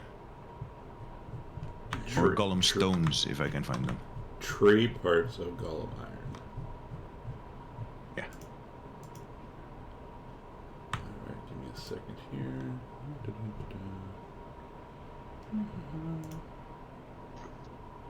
Or actually, I only need 1 part. 1 part golem iron. You already put the head in your bag.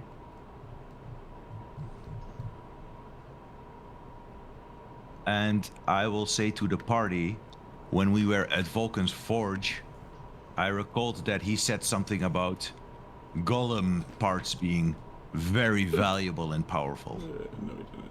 for all of us. Fine, I'll grab some parts. Okay. I'm Are all assuming these- they're pretty.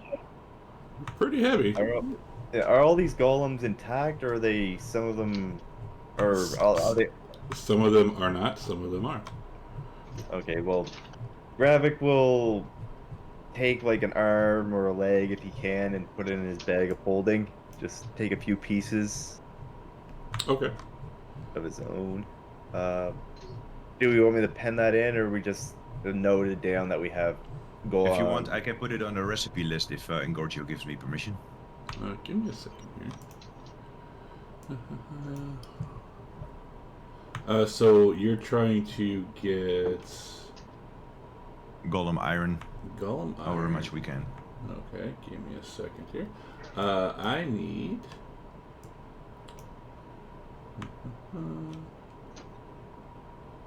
Like I said, Arcadia doesn't like to carry heavy stuff. She likes to be light. She's I don't know. She's gonna let the boys carry golem parts. So I need a check from you.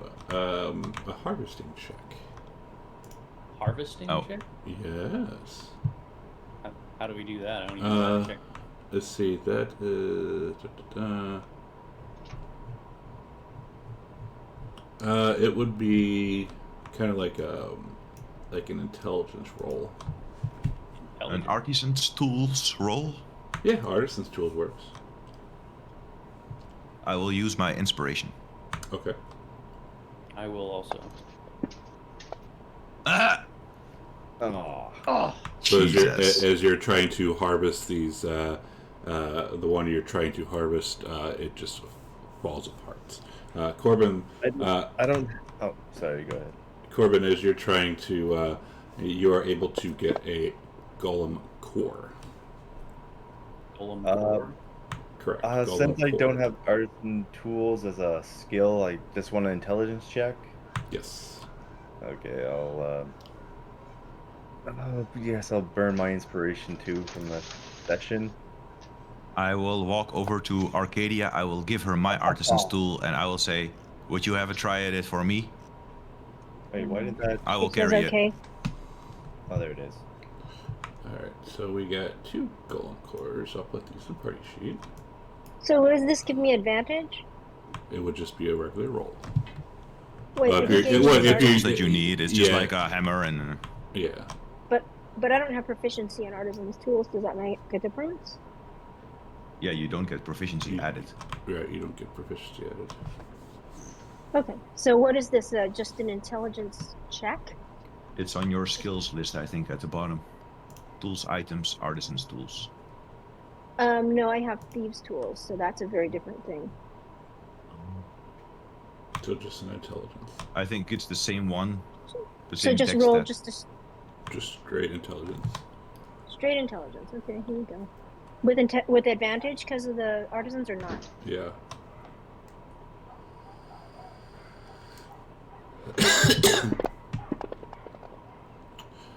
And as you are rolling and trying to take apart some of these golems, they fall apart in your hands. Damn it. Sorry. No problem. Try down. So the, Well, we'll just if we see any more golems, we'll need to harvest them. It's important. yeah, what you I are can able make a to very harvest, strong new armor. what you are Sorry. able to harvest is in the party sheet. What about the 2 we already destroyed? They have been destroyed.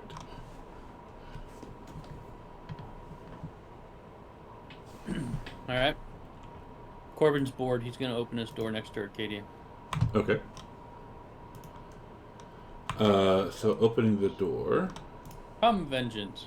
Opening the door, you see a large, 2-foot wide black sphere floating at the very center of this room. The sphere seems to absorb light.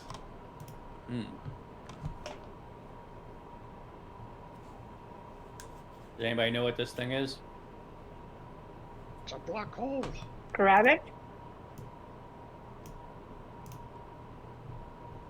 What was it? There's a black sphere down here. Come look at it. Go touch Okay. Oh shit. I'll do an Arcana check to see if we can Okay. recognize what it is, or could be. You have 0 clue. Did I roll a 1? You did not. You actually rolled pretty well. Oh. Okay, he'll walk in to see if he can get a better... Hold on, Gravik. Don't touch it. Too late, he's moving in. He's moving it. So as Gravik, don't do it. As you move in, besides the spirit, you also see against this door is a sign, and It looks like this. Can I use comprehend left? Let me see. I do have that prep, don't I? Let me just double check. I think that only Yeah. lets you understand spoken words, though. It doesn't let you read. Oh, Yeah. No, I think it lets you Oh read. no, it does. It Oh, does. it Yeah. does? It does both? Okay. let's see here. You understand meaning of any spoken language that you hear. You also understand any written language. So yeah, Oh, I'll awesome. cast But you have comprehend to. language. But you have to touch it. I have to touch the sphere. No, No, you have to touch the words. words. Okay, so he'll move over to it and he'll cast comprehend language and he'll touch it. Okay. I'll whisper you what it says. It says do not touch. That is what it says. He's gonna look at it, just kind of like raise an eyebrow and just like it says spike. It says what? Spike. Spike. Yes. I don't like the And- title of this episode. And Sounds like Harvey's Trail. so should I roll something to see if Gravik actually touches the sphere or not? It is up to you, my friend. He's so tempted. What would that be? Would that be a wisdom or intelligence save kind of thing? It is up to you. Yes. Okay, he does not touch the sphere. But he'll kind of crack the door open and look inside to see what the spike is. Okay.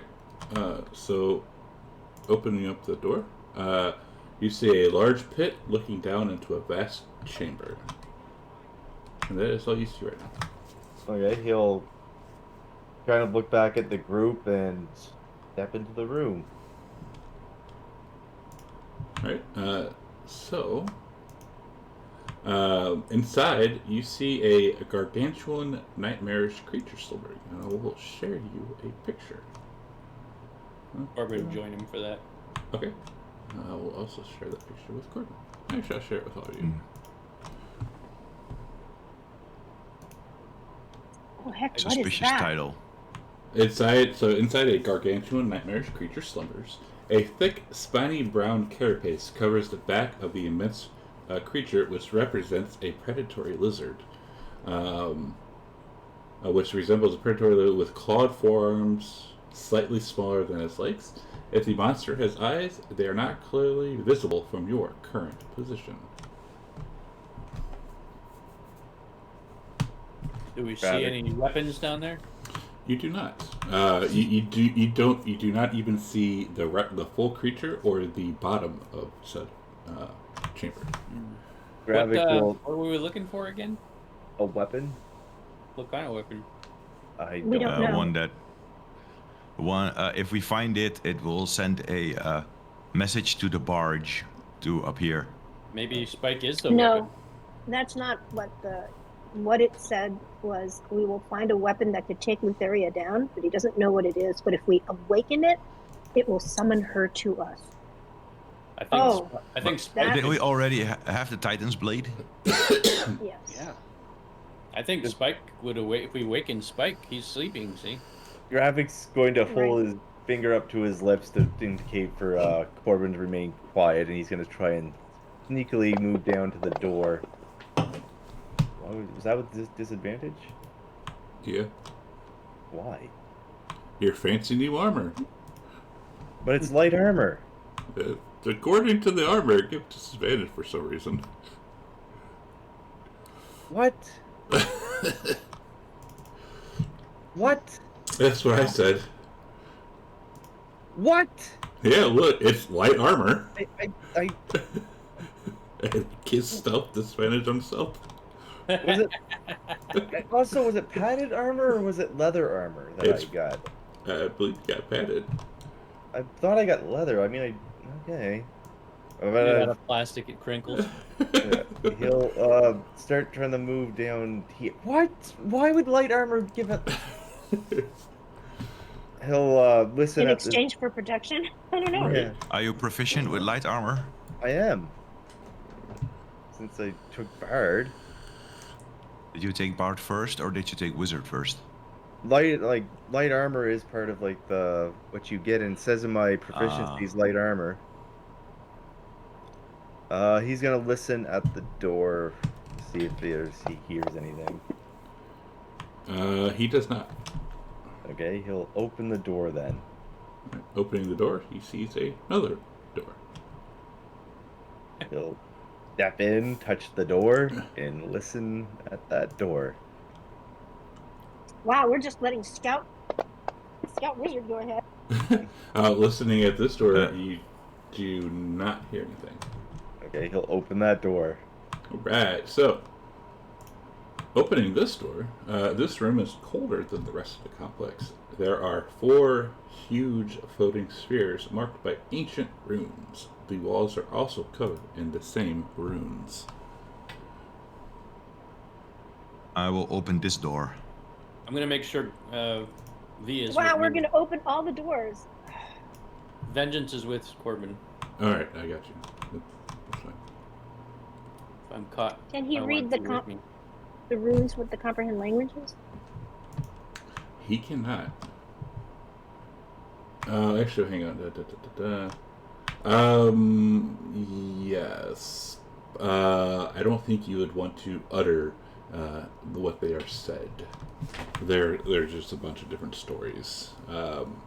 Talking about Spike. He's a bad mother. Could that disadvantage be a glitch or something? Because light armor isn't supposed to give you disadvantage. I'm starting to get a bad feeling about this entire place. I kind of like I'm it. starting to feel that this entire cube is a big prison for whatever Spike is. I think we need to release Spike. Does Gravik hear that? Like him say it's a prison? I mean, he's all the way. Corbin's by himself. Yeah. Yeah, you're right. And I'm starting to Corbin's think that gonna maybe Corbin's gonna fly down into the pit carefully, not to touch Spike, but he wants to get a better look at what's going on down there. maybe these worms are food for Spike. So what are you trying to do, Corbin? I'm just gonna fly down a bit so I can see like if there's something holding Spike or keeping him asleep or something like that. Okay. Are you sure? Oh god, he gave me an "Are you sure?" Yeah, I mean, I'm not gonna try and I'm not gonna touch him or try to wake him up, but I'm gonna see if I can get a better look. Okay. So flying down. How far down are you going to fly?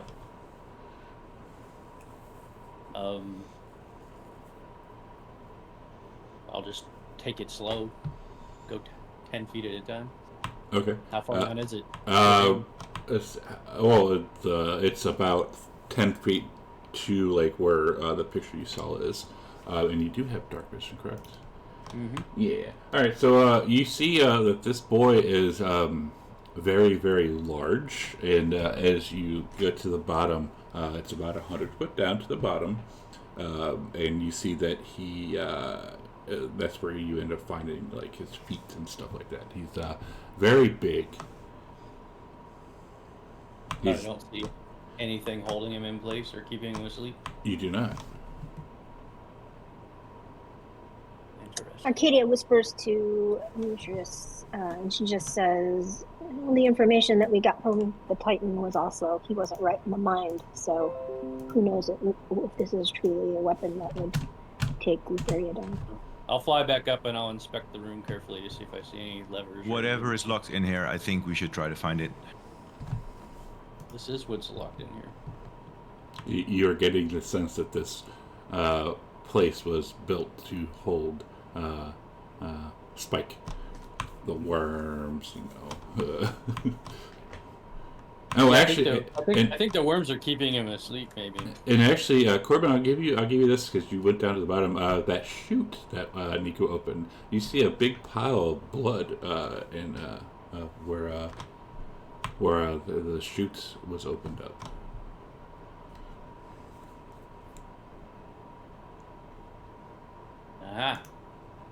Yes. So I'll fly back up and I'll call the others and say, I think this place is designed to keep Spike in place. I think he's what we need to release. All right, let's do it. And Arcadia will just point out that, remember, we got this information from the Titan who's not right in the head. I'm just telling you this. It doesn't mean we shouldn't release him, but we should take what he says with a Grab grain it of all the salt. time. He's not right in the I head will either. look at Arcadia and I'll say, you make a good point, but we're in Lutheria's domain. And if Lutheria wants this thing imprisoned, I think we want it free. And she nods. I will then carefully open this door. Right, opening that door, you see Gravik. Oh, there you are, wizard. Found What anything else is in useful? there? I already mentioned that. This is the one with the 4 floating spheres? Yeah. Okay. Perhaps that spear's keeping it asleep.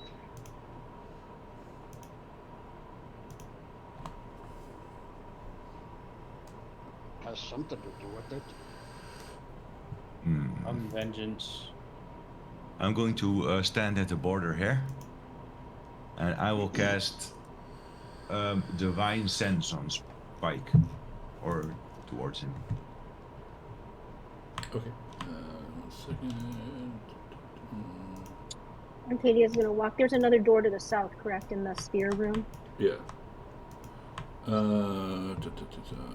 Celestial Paint Art. Undead, you do not pick anything up. It's not a Titan at least, or a god. Arcadia's gonna listen to that door. Okay.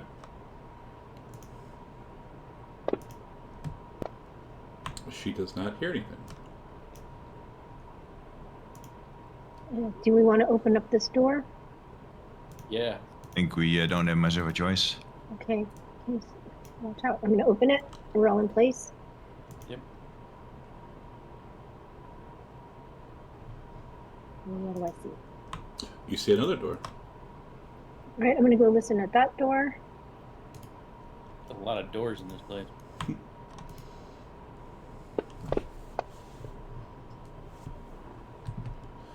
You also do not hear anything.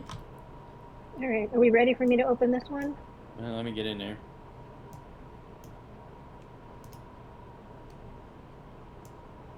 Okay, here we go.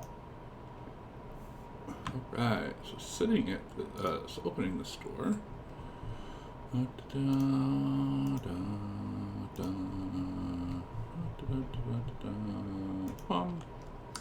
So this chamber is dominated by an unearthly table with several goblets on it, each filled with a purple liquid. Sitting at the table is a faceless humanoid dressed in a flowing cloak, and beside him are 3 bronze constructs that are designed with his likeness. The humanoid has a strange-looking talisman around its neck. And when you open up the door, one of the bronze statues, number 5, looks at Arcadia and says, "Hello." And she'll say hello back. And it says, "I assume you have broken in here to free Spike?" And she says, who is Spike? "Oh, the big creature in the room." Is there a reason why he's left up here?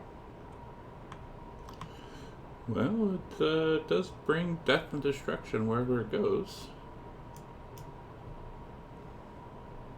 Indiscriminate or against particular There's beings? not anything it can come across.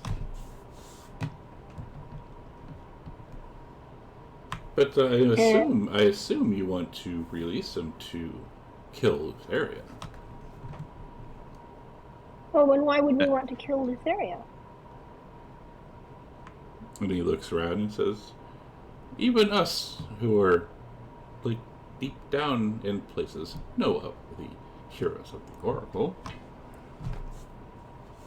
The Oracle? Who's that?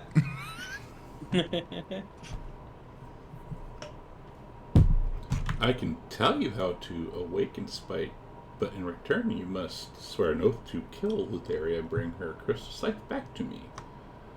Or what? And I will call over Nico. And she Nico. would say, what do you need her crystal scythe for? That is for me to know. And this is the bronze thing. It's not even the robed figure talking. Correct. But they're designed to look like him. Correct. Like you get the sense that this thing is he's speaking Talking. through him. Right. And I don't know if we should. Well, I will say I think that's a pretty big ask. Would you take an oath never to use it against us, even if we are enemies? Why would we be enemies? I don't know. and Why would you not swear if we're never going to be enemies? My quarrel is not with you. Good. Then you'll have no problem swearing never to use the weapon against us.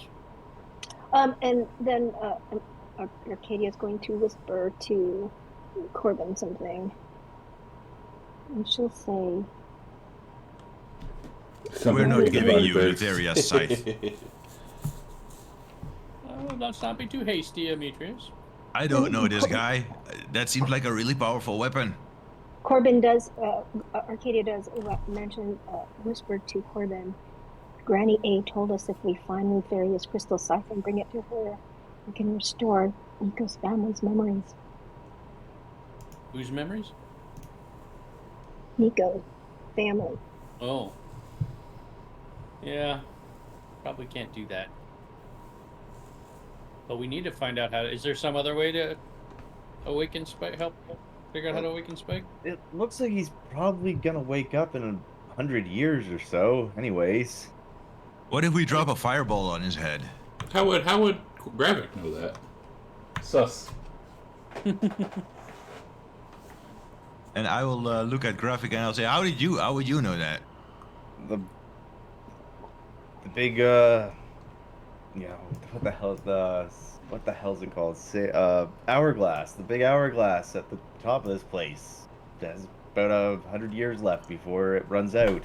Oh, so maybe we can speed up the hourglass to deliver this. Oh, Maybe actually, we can destroy the hourglass. Actually, Arcadia will ask, do you know what is the date? She asks this bronze thing. He kind of cocks his head and says, "The date? Yes.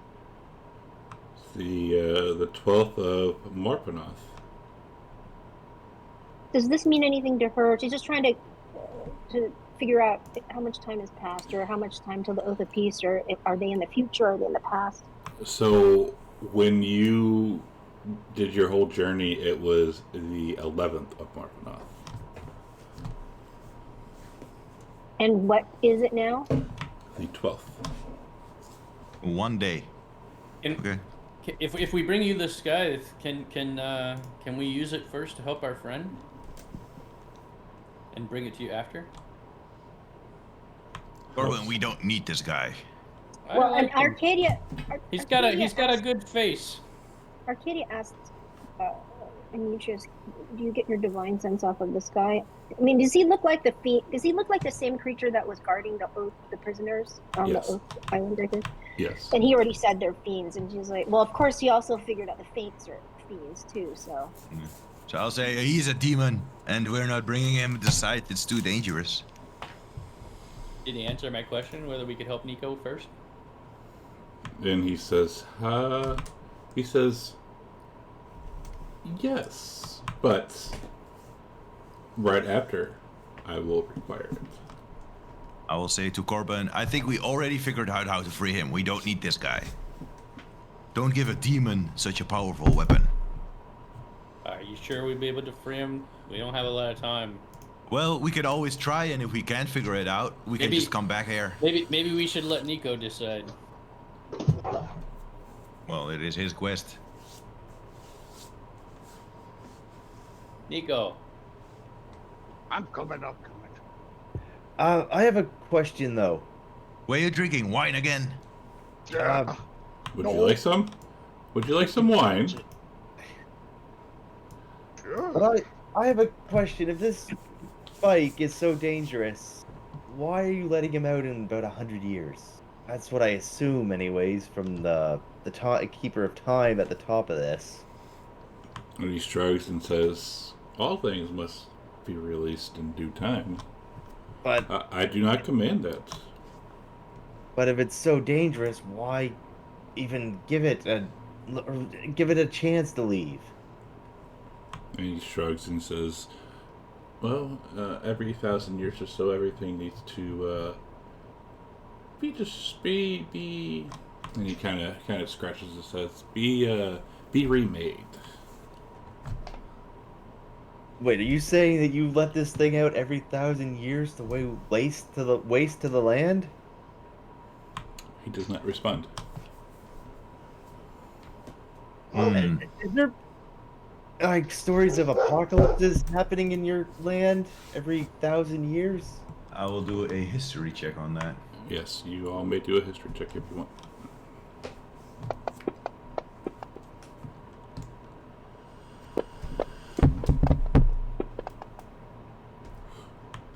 Jesus Christ. So Arcadia. So Mitris and Corbin knows that there's some kind of history, but they don't know. Gravik, Arcadia, and I don't know if Nico rolls or not. Is Nico going to roll? I didn't learn that in shul.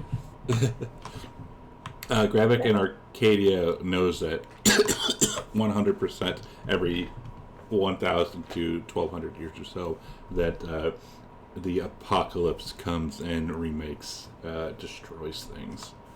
That is a fucking Tarask.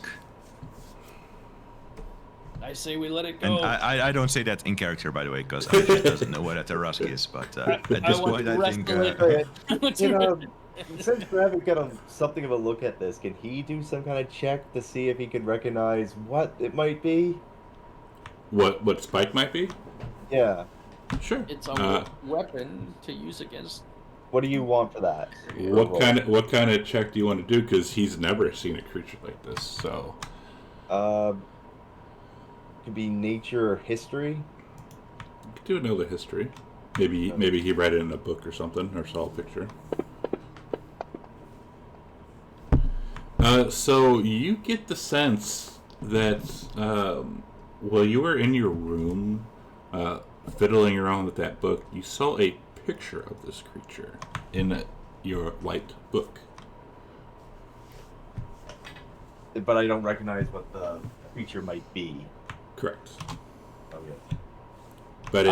But it says death and destruction follows. So, Exactly what we want. so you want us to destroy the world to defeat Lutheria? He shrugs. He says, "You're the one who wants to free Spike, not me." I don't think we should release Spike, guys. Yeah, I agree. I think we should release Spike. No, I don't think that's a good idea. Well, we came here. He's the weapon. We have Titan's Bane. It'll also destroy the world. You really think killing Lutheria is worth I that? can wrestle it back in the hole. Remember who you are, Corbin, a Dragonlord. Yes, exactly. I can put it back. No, yeah, you guys do have a track record of destroying the world, so yeah, you're not we're not taking your advice on this one. I We think have literally... Oh yeah, I guess the Dragonlords have. we came in here to get the weapon. That's the weapon. Did a prophecy send us here? No. And we are supposed to defeat Lutheria. That So thing you will think defeat Lutheria. unleashing this creature is the right move, even I think it is. if millions might die? I think it's the right move. I will look at the rest of the party.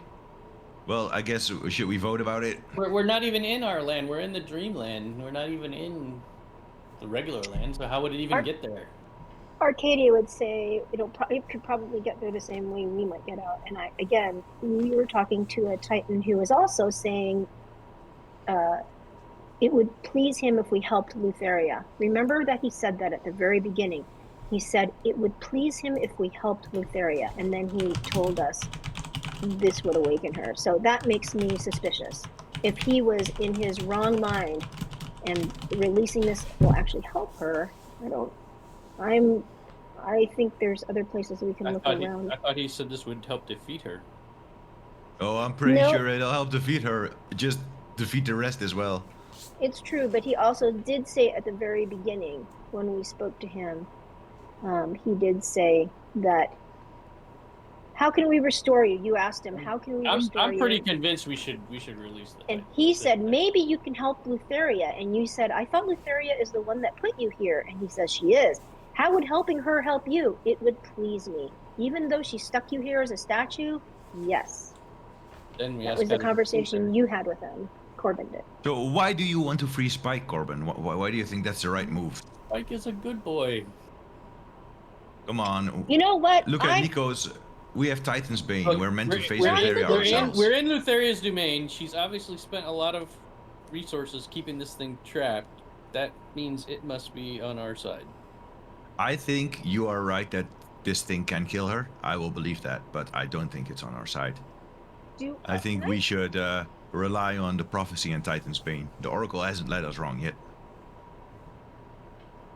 Yeah, I think we should hold. And I also want to do an insight check on Corbin. Like, he seems awfully keen to release something that's so powerful, and I don't trust him. Sus. Well, it's weird. It's like Gravik wanted to touch everything. Now he wants to release this giant thing, and Nico's drinking all the time. Arcadia's not sure what to make out of it. I still think it's up to Nico to decide, but I vote for releasing it. All right, I will vote against. Nico looks at the at Spike and he just shakes his head. No. No. Or being bad idea. I want to ask the demon, like, why was this imprisoned here? Was it imprisoned by Lutheria? And he he shrugs a little bit and no, I am not sure. If you ever want to get that crystal sky, you're gonna need to give us more information, I'm afraid. And he kind of laughs and says, "I mean, I'm just a gatekeeper. I don't know anything. I don't know exactly. Who put you here? My boss. Who's your boss? I will not. I can. You would not understand his name if I uttered it. Is this the same boss as the boss on the island of the Oathbreakers? And his eyes narrow and he nods. What's the name?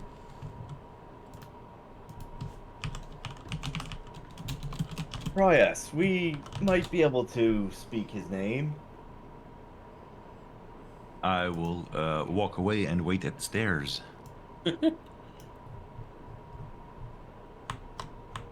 He says, my boss's name, and he'll say it in this language.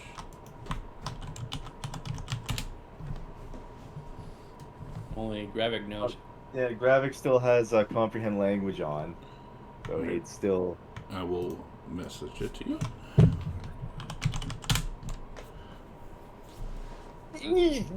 I'll say, What? Arcadia, do you have a moment? What? Really? I'm assuming Yes. that it's so well known who that is, and assuming Gravik probably know. Yep. Do I? you kidding me? Gravik is just like having a fit right now. We need to leave right now, guys. Just close the door. We can't associate with him. I don't. And to answer your question, okay, I don't think you might. I don't think you would, considering your. Thank you. Okay, bringing that's up. fine. So, yeah. Wait a so minute, though. If this Arcadia- guy is so bad and he's holding Spike prisoner, wouldn't that mean we want to release Spike? Nothing. We can't trust anything he says. Just close Okay. the door. I'm gonna close the door. I say we'll consider your offer, and then I bow, just to be polite. Corbin takes vengeance and goes back with Demetrius, grumbling the whole way. Remember that we killed these two golems here at the start of the session, Engorcio? You destroy them, yes. I want to harvest them by giving Gravik the help action and making Gravik harvest them if he wants. on Gravik the is two just, golems. Is Gravik- Gravik in his right mind right now after hearing? Gravik is just kind of like pacing around, like touching things, and just looks to be in like a state of bewilderment and shock. Just like of all the deities, he's here in some Gravik, form. please contain your angst. Come No, on, no, focus no. for a moment. You don't understand. I Demetrius. understand plenty. Help me out here. You don't get it. I think we should release Spike. I don't know. And just Gravik just starts walking back and forth, like touching people as he goes. Gravik, wait. Can you harvest this golem? I will help you by lifting Yeah, whatever you bigger say. issues than their stupid golems, Demetrius. I'll give it a shot, Demetrius, if you help me. I will use the help action on Corbin to help him harvest this golem. Okay. Just go back to the ultras and have your fit there. Yes, we should all go back to the Ultras right now. Give me a moment here, as you were able to get something from the first one.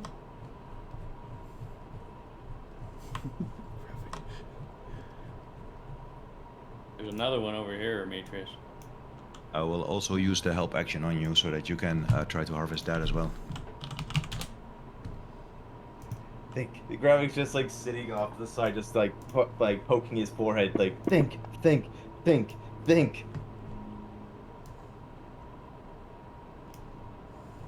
Could Gravik do Arcana check to see if that level of destruction could be used in a form like a ritual, a spell, or something made like done by this particular deity? Say what now? Like they release this Tarask every 1,000 years. Could like the loss of life Release this what? Release this what? Spike. When they release Spike, could that like the loss of life be used to power some kind of ritual? You give me a definitely give me a check. Your choice. Arcana? Yeah, that works. Yes, you know without a doubt. Oh shit. Okay. I think I know what's going on. Gravik says like. Yeah, I'm grabbing Arcadia. Okay, so this deity that he targets is Orcus. He's a evil god. Never heard of him. I know. You don't hear about a lot of things, Demetrius. Shut up. So he's an evil god where I come from, all about undead and death and destruction. And I have a feeling that every 1,000 years he kills everyone on this world and uses it in a ritual. What? Don't be Like- ridiculous. All that loss of life can be used the power of massive ritual. And that's directly in his field. It's something he would do. I think I now think that everyone in your planet is basically just food or fuel. What the hell for is a him. planet? Shut up, Demetrius. I don't have time to answer your stupid question. But there is something very wrong here. We need to talk to the gods about this, see if they're a part of it. Your gods, anyways. Right. Well, we're a little busy right now, so we'll do that. I'm still thinking No. we should release Spike. We'll see in 500 years or whenever it wakes up. Let's go. Let's Probably go. less than 100. Or He's did you got- still want to kill that purple worm, Corbin? Is that what's feeding Spike though? Because if he gets angry, maybe we should leave them alone if they're providing food for him. If we want him to. I think we should kill the purple worm. What if that's what's keeping him happy? What if it's keeping them dormant? Yeah, I think we should leave them alone. We can always come back. Let's go Well, see if there's we some think other... about it, remember the grates that the worms were falling down? It does indeed seem like it might be food for Spike. Yeah. Corbin, you wouldn't be trying to inadvertently wake this thing up, right?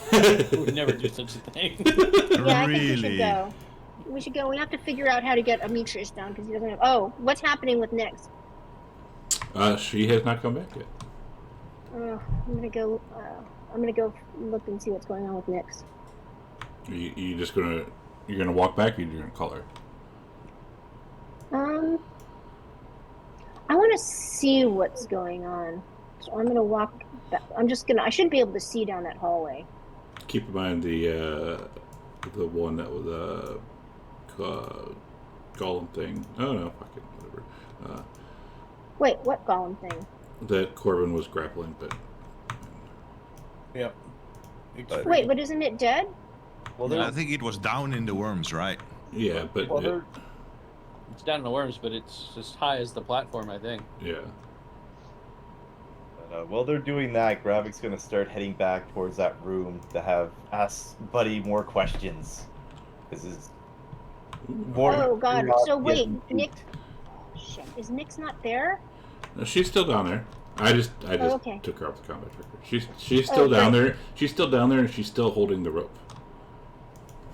Okay. Well, I think the rope is done for. So she'll call her to her. Corbin's gonna follow Gravik. All right, so I'll return to the party with Nyx, and I'll say, Demetrius, I'm sorry, I think your rope is gone. Split. There's the another one party. in Mitros, though. That's gonna be a problem. Split the party. Split Gravik the is just party. gonna quickly open the door. And I will go upstairs and wait on top of the structure. okay, so Corbin and Gravik go down, open the door. Wait, what door? Oh, never mind. They want to go talk to the boy again. And Corbin or Gravik, well, both of you see this guy. He is drinking a glass of purple liquid. Are they turning the purple worms into wine? And then one of the automatons turns and looks back at you and says, "You are back. Have you reconsidered?" I'm here to ask about the ritual that is going on here. And he says, "Ritual? What do you mean?" You obviously are doing something with the massive loss of life to power some form of ritual. Every 1,000 years, what is Orcus doing? And the creature narrows its eyes as the automaton says, "You dare utter his name?" Okay, the dark one? Would that be more preferable? He who shall not be named? Who you just named. And And Arcadia whispers to Demetrius, she says to Demetrius, did they split off? Well, of course I just did too, but... Wait, were they just Want to get behind next? us? And I'm looking back and I'm not seeing Corbin or Gravik. Gosh. and Gravik, the guy looks at Gravik and says, "You were saying?" Yes. What is the ritual? What is it that you do here on this world? I myself am merely a gatekeeper. I don't care about you. What is he who shall not be named? What does he do? What ritual is it? The Dark Lord does many things that you will not understand. It's not like we could do anything to stop it anyways. So what is it? He merely shrugs.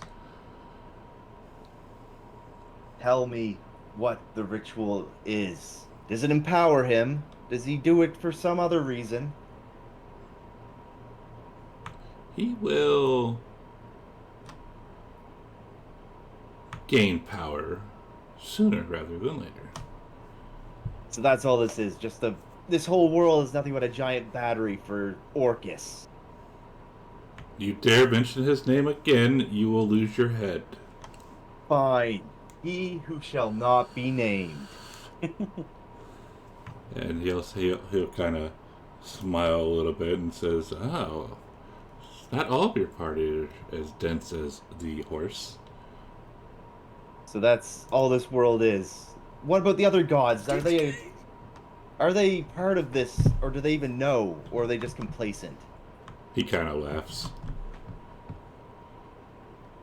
So, to answer my damn question, do they know? Are they part of this, or do they just can't do anything about it? By God, I assume you mean the dragons. And the Titans. Well, the dragons, they are how do you say, juvenile gods. And the Titans, well, there's not much they can do. That's fair. So then they're just... They can't do anything about it then. They're just observers. I'm sure they've made cut a deal or an oath where they don't interfere and they can continue to rule the ashes. You are finally figuring it out. I see. Well, this puts things in a I think completely he's different saying there's a perspective. chance. So, So you think that So- we should let Spike go, right? no, we should not let Spike go. Were you not listening? But, thank you. I appreciate you answering my questions. I heard you say what was that guy's name again?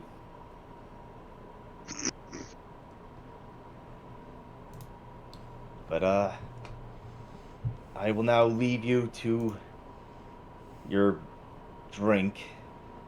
I need to go tell the rest about this. And Gravik will turn around and he'll close the door politely and start, with a sigh, start heading back towards the exit. Okay. Corbin will open the door real quick and say, "Is there a way to contact you if I change my mind?" And he says, I will be right here. Oh, but I have to come all the way back here. Don't you have some kind of thing to communicate with people? And he kind of looks down the hall and sees Gravik walking away, and it's just you, and says, are you saying you wish to help? Not now, but I might change my mind. I personally would like to free Spike, but my friends don't want to. And he will pull out a stone. Awesome. I'll say, what's this do? And he says, well, if you speak into it, I will be able to hear it. Great. I'll take that and put it in my bag. Okay.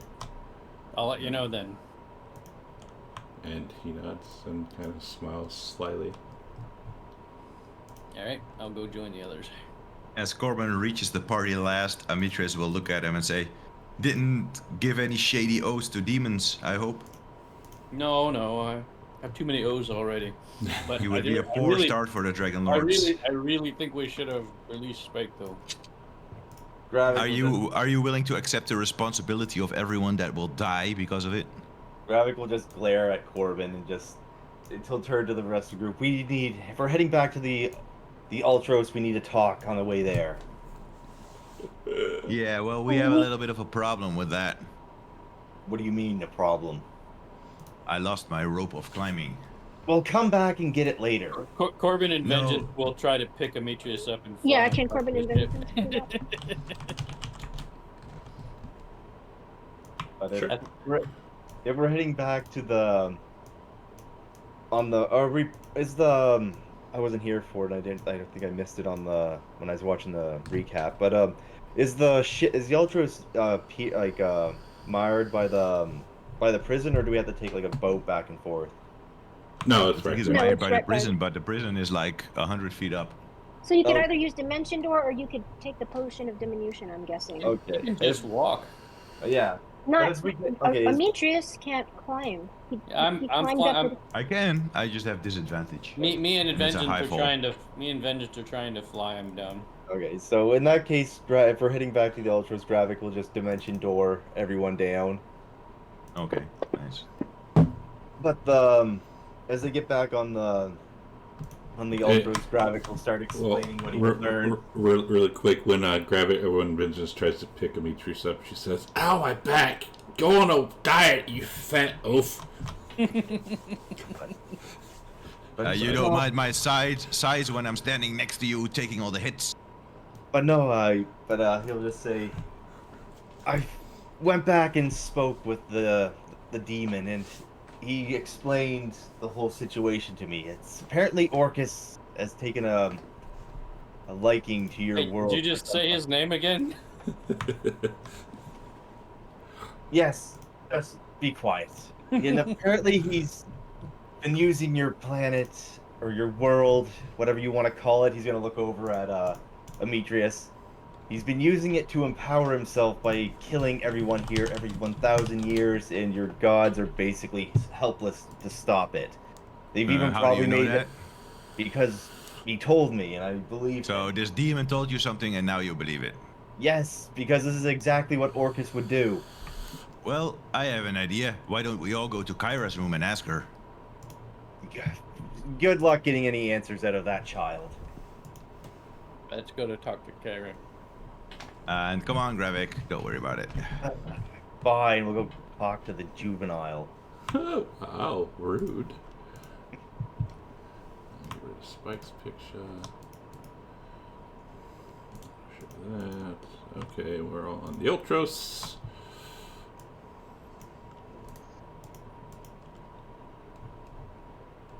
While we're talking, did we want to head towards the other point of interest that's on the other side of the whirlpool? This one? Probably kicks the ground. I don't know what the use is. You just walk away Yes. while you find it. No, we haven't been there yet, have we? No, we haven't. Which one are you talking about? Let me quickly. That one. That's the exit. Alright, so that's the whirlpool. Oh, okay. But there were 2 weapons. Didn't he tell us? Yeah, where there the was other one another I box. think one was Spike. He Yeah. didn't say how many weapons, he just said weapons. But did we see another identical box back up there? No, we just went back to the same box as far as I know. I mean, look at the map. I think there is a box up there, and I think last time we encountered it, Engorgio described it to us as, right? Up where? Huh? Northwest. In the water. Oh, yeah, saw- I did. This is the cube. Yeah. No, the That- one That thing is where the whales were. correct, and that was another cube. And now the one where the party token is where you're currently at. Oh, you said there's another cube there somehow? How did I miss that? And then there's the other point of interest you haven't been to is that one.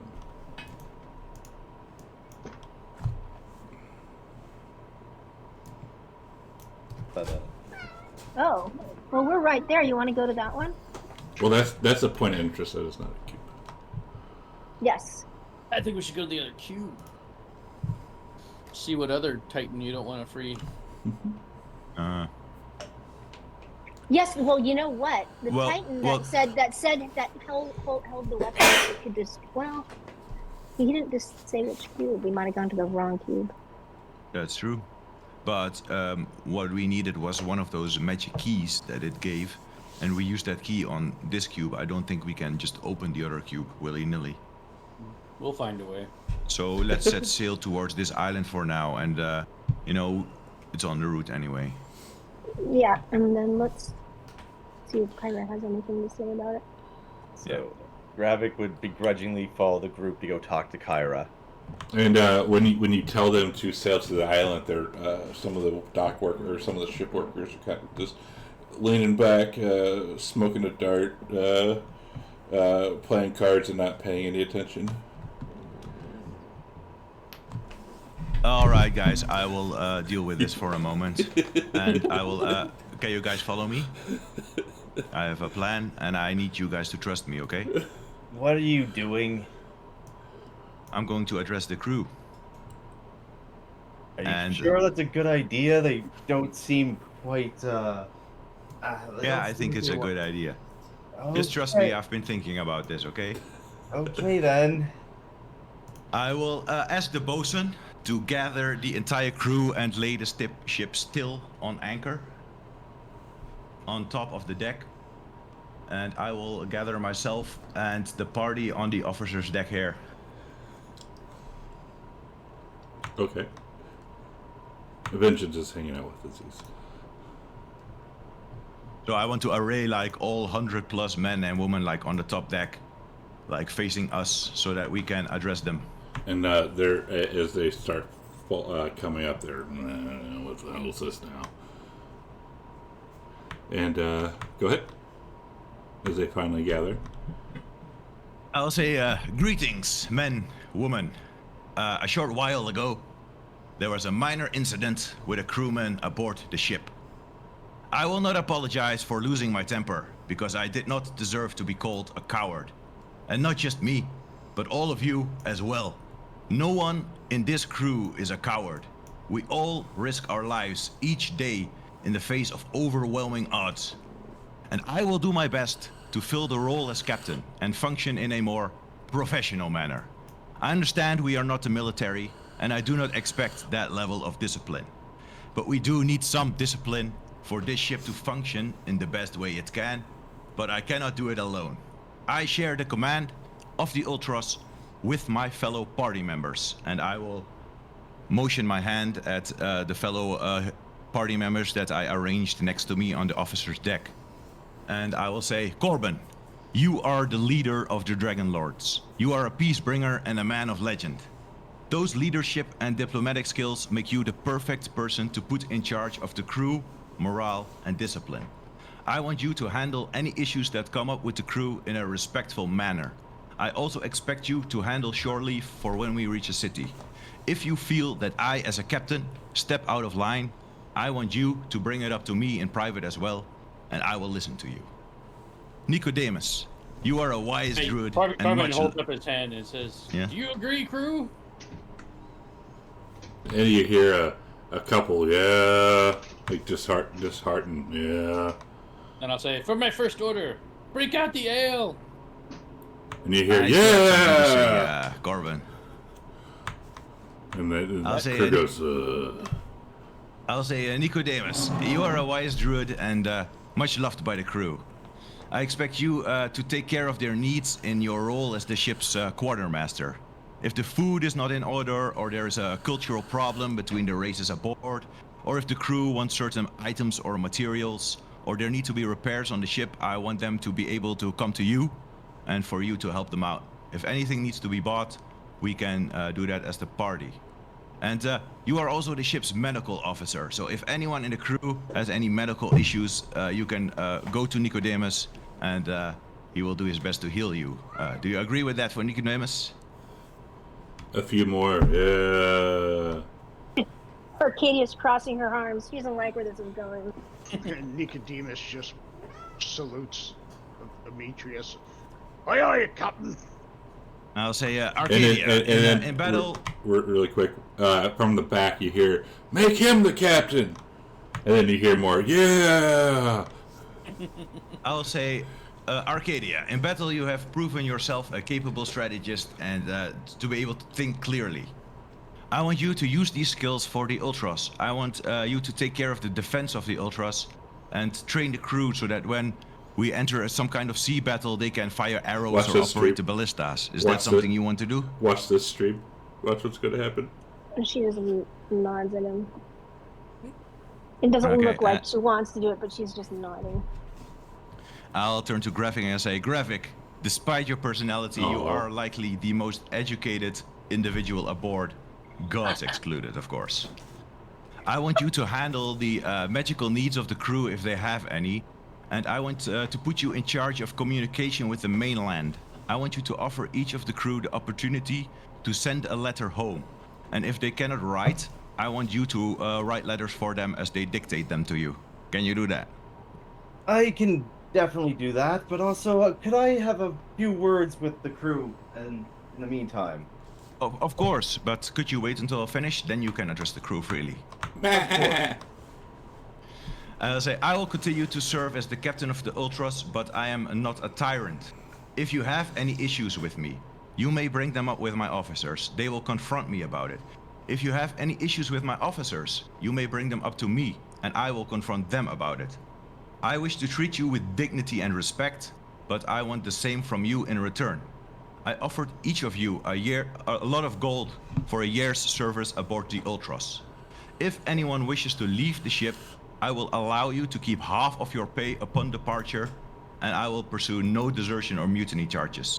I will simply shake your hand and thank you for your service. The Ultras is not a slave barge. It only needs people that want to be here. I only want people on board that know they might die, but are willing to risk it anyway.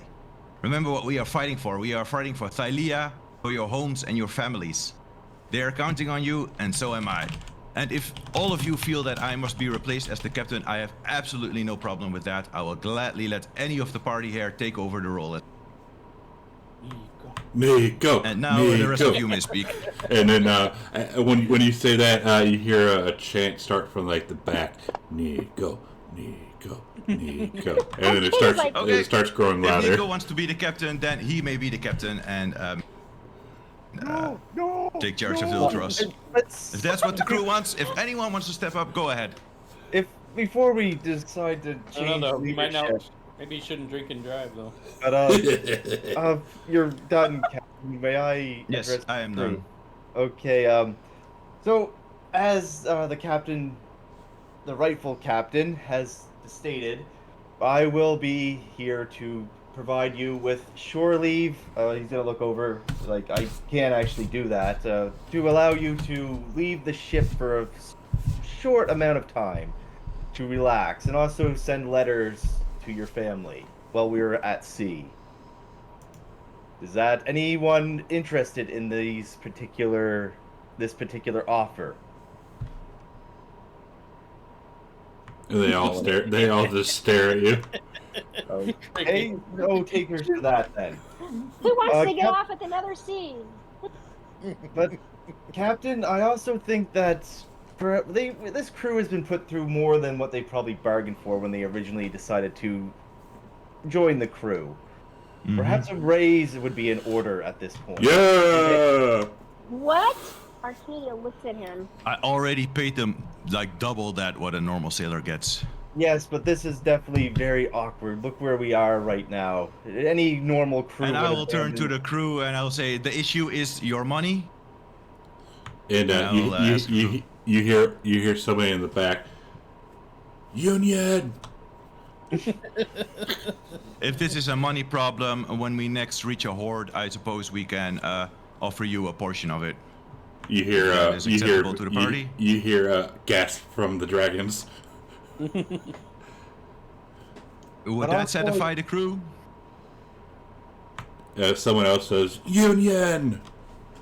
I'll ask that person to step forwards. And you see Vorina step forward. Amitrius rolls his eyes and he's like, Vorina, yes, what is it? And she just shrugs. I think the sailors here should unionize. And what is a union? And that way they can elect amongst themselves a leader, and they can bring it up their gripes to said leader, and then that leader can communicate them to your crew, your officers. I will motion at Corbin, and I will say Corbin is in charge of the crew. He gets to decide this. And, I like the idea of a union, and I'll wink at her. and, Your union may communicate with Corbin. and she'll nod a little bit and say, Sir Corbin, the group wishes for daily ale rations and maybe some extra food and some pleasantries as she kind of grows a little red. I'll say, we'll need to talk. I'll need to talk about this with your representative after he is elected. Gravik will sigh and he'll cast minor illusion, I think it is. Where is it? Yeah, or major image of dancing girls and a few of dancing men as well on the deck, and he just kind of like starts walking away. And the crew cheers. And Yes, elect you your go. representative, and then come and talk to me, and I will make sure you get what you need. And when you say that, some of the crew says, Vorina, Vorina, Vorina. And she kind of shrugs and says, I guess they have elected me as their representative, so it looks like I'm here to stay for a while. And she winks at Gravik. And I will say, very well, but if you are going to represent the crew, that means I will expect you to keep them in line as well. So no more yelling at us in the middle of busy affairs. If anyone has an issue, I want them to bring it up with us in private. Is that okay? And she'll say, I will speak through my union representative as she looks at Corbin. Well said. Well said. Don't let that horse push you around. But keep Corbin, the. we're trying to save the world here. Listen, he try and keep the crew in line every day. He's going. Well, he's gonna cast Major Image as many times as he can to appease the crew while they're at sea. And I will say, now we have offered you whatever you need. I've said you will get paid when we fight another horde. You can ask for food. You have a union. Do you have any other issues that you want to bring up now? And she looks at the crew, and the crew, somebody steps up to and whispers something to her, and she walks up and whispers it to Corbin, and she whispers to Corbin, "We wish him to start being modest and covering himself up." Corbin nods and looks over at Demetrius and says, "You need to put some pants on." I will walk over to Verena and try to grab her by her vest. I would stop him. Okay. Well, I'm gonna try anyway. And she says, "Union! You can't hurt me. I'm protected by the Union." I'll say, stop fucking around, Verena. Demetrius, isn't this why he got us in this situation to begin with? Let her go. And the crew they were paying attention to the women, now they start grumbling at... I will look at the crew and say, is this all a fucking joke to you? Do you not have families on Mitros and Astoria? Demetrius, do you want to be thrown overboard and you're gonna cause a mutiny? If my crew does not want me to be here, I will gladly leave the ship, and I will go and adventure to the Centaur lands, and I will go and help my people, because, quite frankly, none of you are Centaurs. You're just Yet I am risking my life to help you, Like and now you're giving me this nonsense about wearing a pants? If you guys don't stop fucking around, you can save the world on your own accord. I will let go of Verena, and I will go downstairs. I will use minor illusion as he's walking away to put some briefs on him. With duckies. Arcadia says, "This is ridiculous," and and she said she was actually very impressed with Demetrius' speech, and she did an inside check to make sure it was still Demetrius because she'd never heard him speak so eloquently. It was honest of him, at least, like he meant what he said. Yeah, she said, "Get back to your stations. We need to move to the next place. We need to be in high defense." And enough of ridiculous requests. And then she just moves off. You see Kyra in the back taking all these notes and kind of nodding here and there. But just as Arcadia said, everyone return to their posts. We will discuss this more at length when we're cooler heads. Corbin will huddle with her and say, "That was excellent strategy. You now you can give in to him wearing pants and get something else you really want." And she'll say... She looks at Gravik. Oh, good. She would look at Gravik and she would say, "When you offer more money that is not yours, you need to discuss it with the party." I was going to pay it out of my own pocket if no one else agreed to it. This crew has seen a lot, and this is not normal in the least. This crew was hired before you were here, and they knew what they were getting into. Really? He's gonna grab one of the crew walking by. Did you think we were gonna end up in a place like this when you signed on? And he says, "I only speak to my union representative. Sorry." Sorry. He's gonna let him go and just okay. Abuse. Corbin gives him a nod. Very good. Very good. Gravik will just sigh and just walk over towards the Kyra. And he'll just kind of stand beside her. He doesn't look like he's angry or upset. He's just kind of so how long has Orcus been on this world? And that's where we'll pick it Arcadia up would next join week. them. Right. Corbin, there will be some changes around here. I guess we have a fucking union now on the Ultras. And actually, it was funny. This week I was looking it up because I had that idea and I looked it up there. There was early union gatherings back then. When he speaks to my representative now, that's funny. Early union gatherings back when? Back in ancient Greece. Oh, interesting. Well, Demetrius could hire a giant ape to squash the union. That wouldn't surprise me. I'll put him down. Or Verena one day just disappears. Oh God. Later on, they find her in the deck board, under the deck. Yeah. Only she doesn't give Corbin the appropriate kickbacks that he's going to require. Of course. She expects nothing less from him. You know what she really wants, though? Gravik. So Gravik is wanted. Sketh is wanted on two. It's either Verena or it's Agatha. Right? Agatha. Oh my God. Everybody wants him. He's very popular.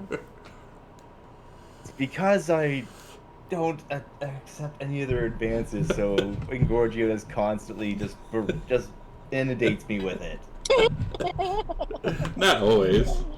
Playing hard to get, man. You play hard to get. They're all gonna want you more. It could be worse. You could be shitting yourself all the time. Yeah, too. But it's either vampires, succubuses, and just constantly. Those are worse because they have charm spells. You will love me. Yes, undead creature, I do love you. We'll see if Corbin falls victim to the sending stone. Yeah. It's kind of Suspicious Corbin, for real. Let's release a Tarask and Oh talk my to demons. God! I really want to release that trash. I have no idea what it was. Did you guys know what it was from the picture? I You knew don't it know- right away. You don't know what's a I knew it first Taraz. glance. Oh, You know yeah, it's a Actually, Taraz. I do not know what it is, and because I've never played really high level, so please don't tell me. No spoilers. But I've only heard of it. I've heard of it, and everybody talks about it wants to wrestle very badly. Oh yeah, so at I'm 11th probably level, right? yeah, so I'm probably not going to be here next weekend because What? yeah, I have a work thing. The work thing's starting back up again. Is this So- more to get your degree or your officer? No, this is just like weekend. This is Alright, just sure. like every Thanks for other hanging week. out. And we appreciate you. And we'll see what happens. And we'll see you next week. Thanks for hanging out.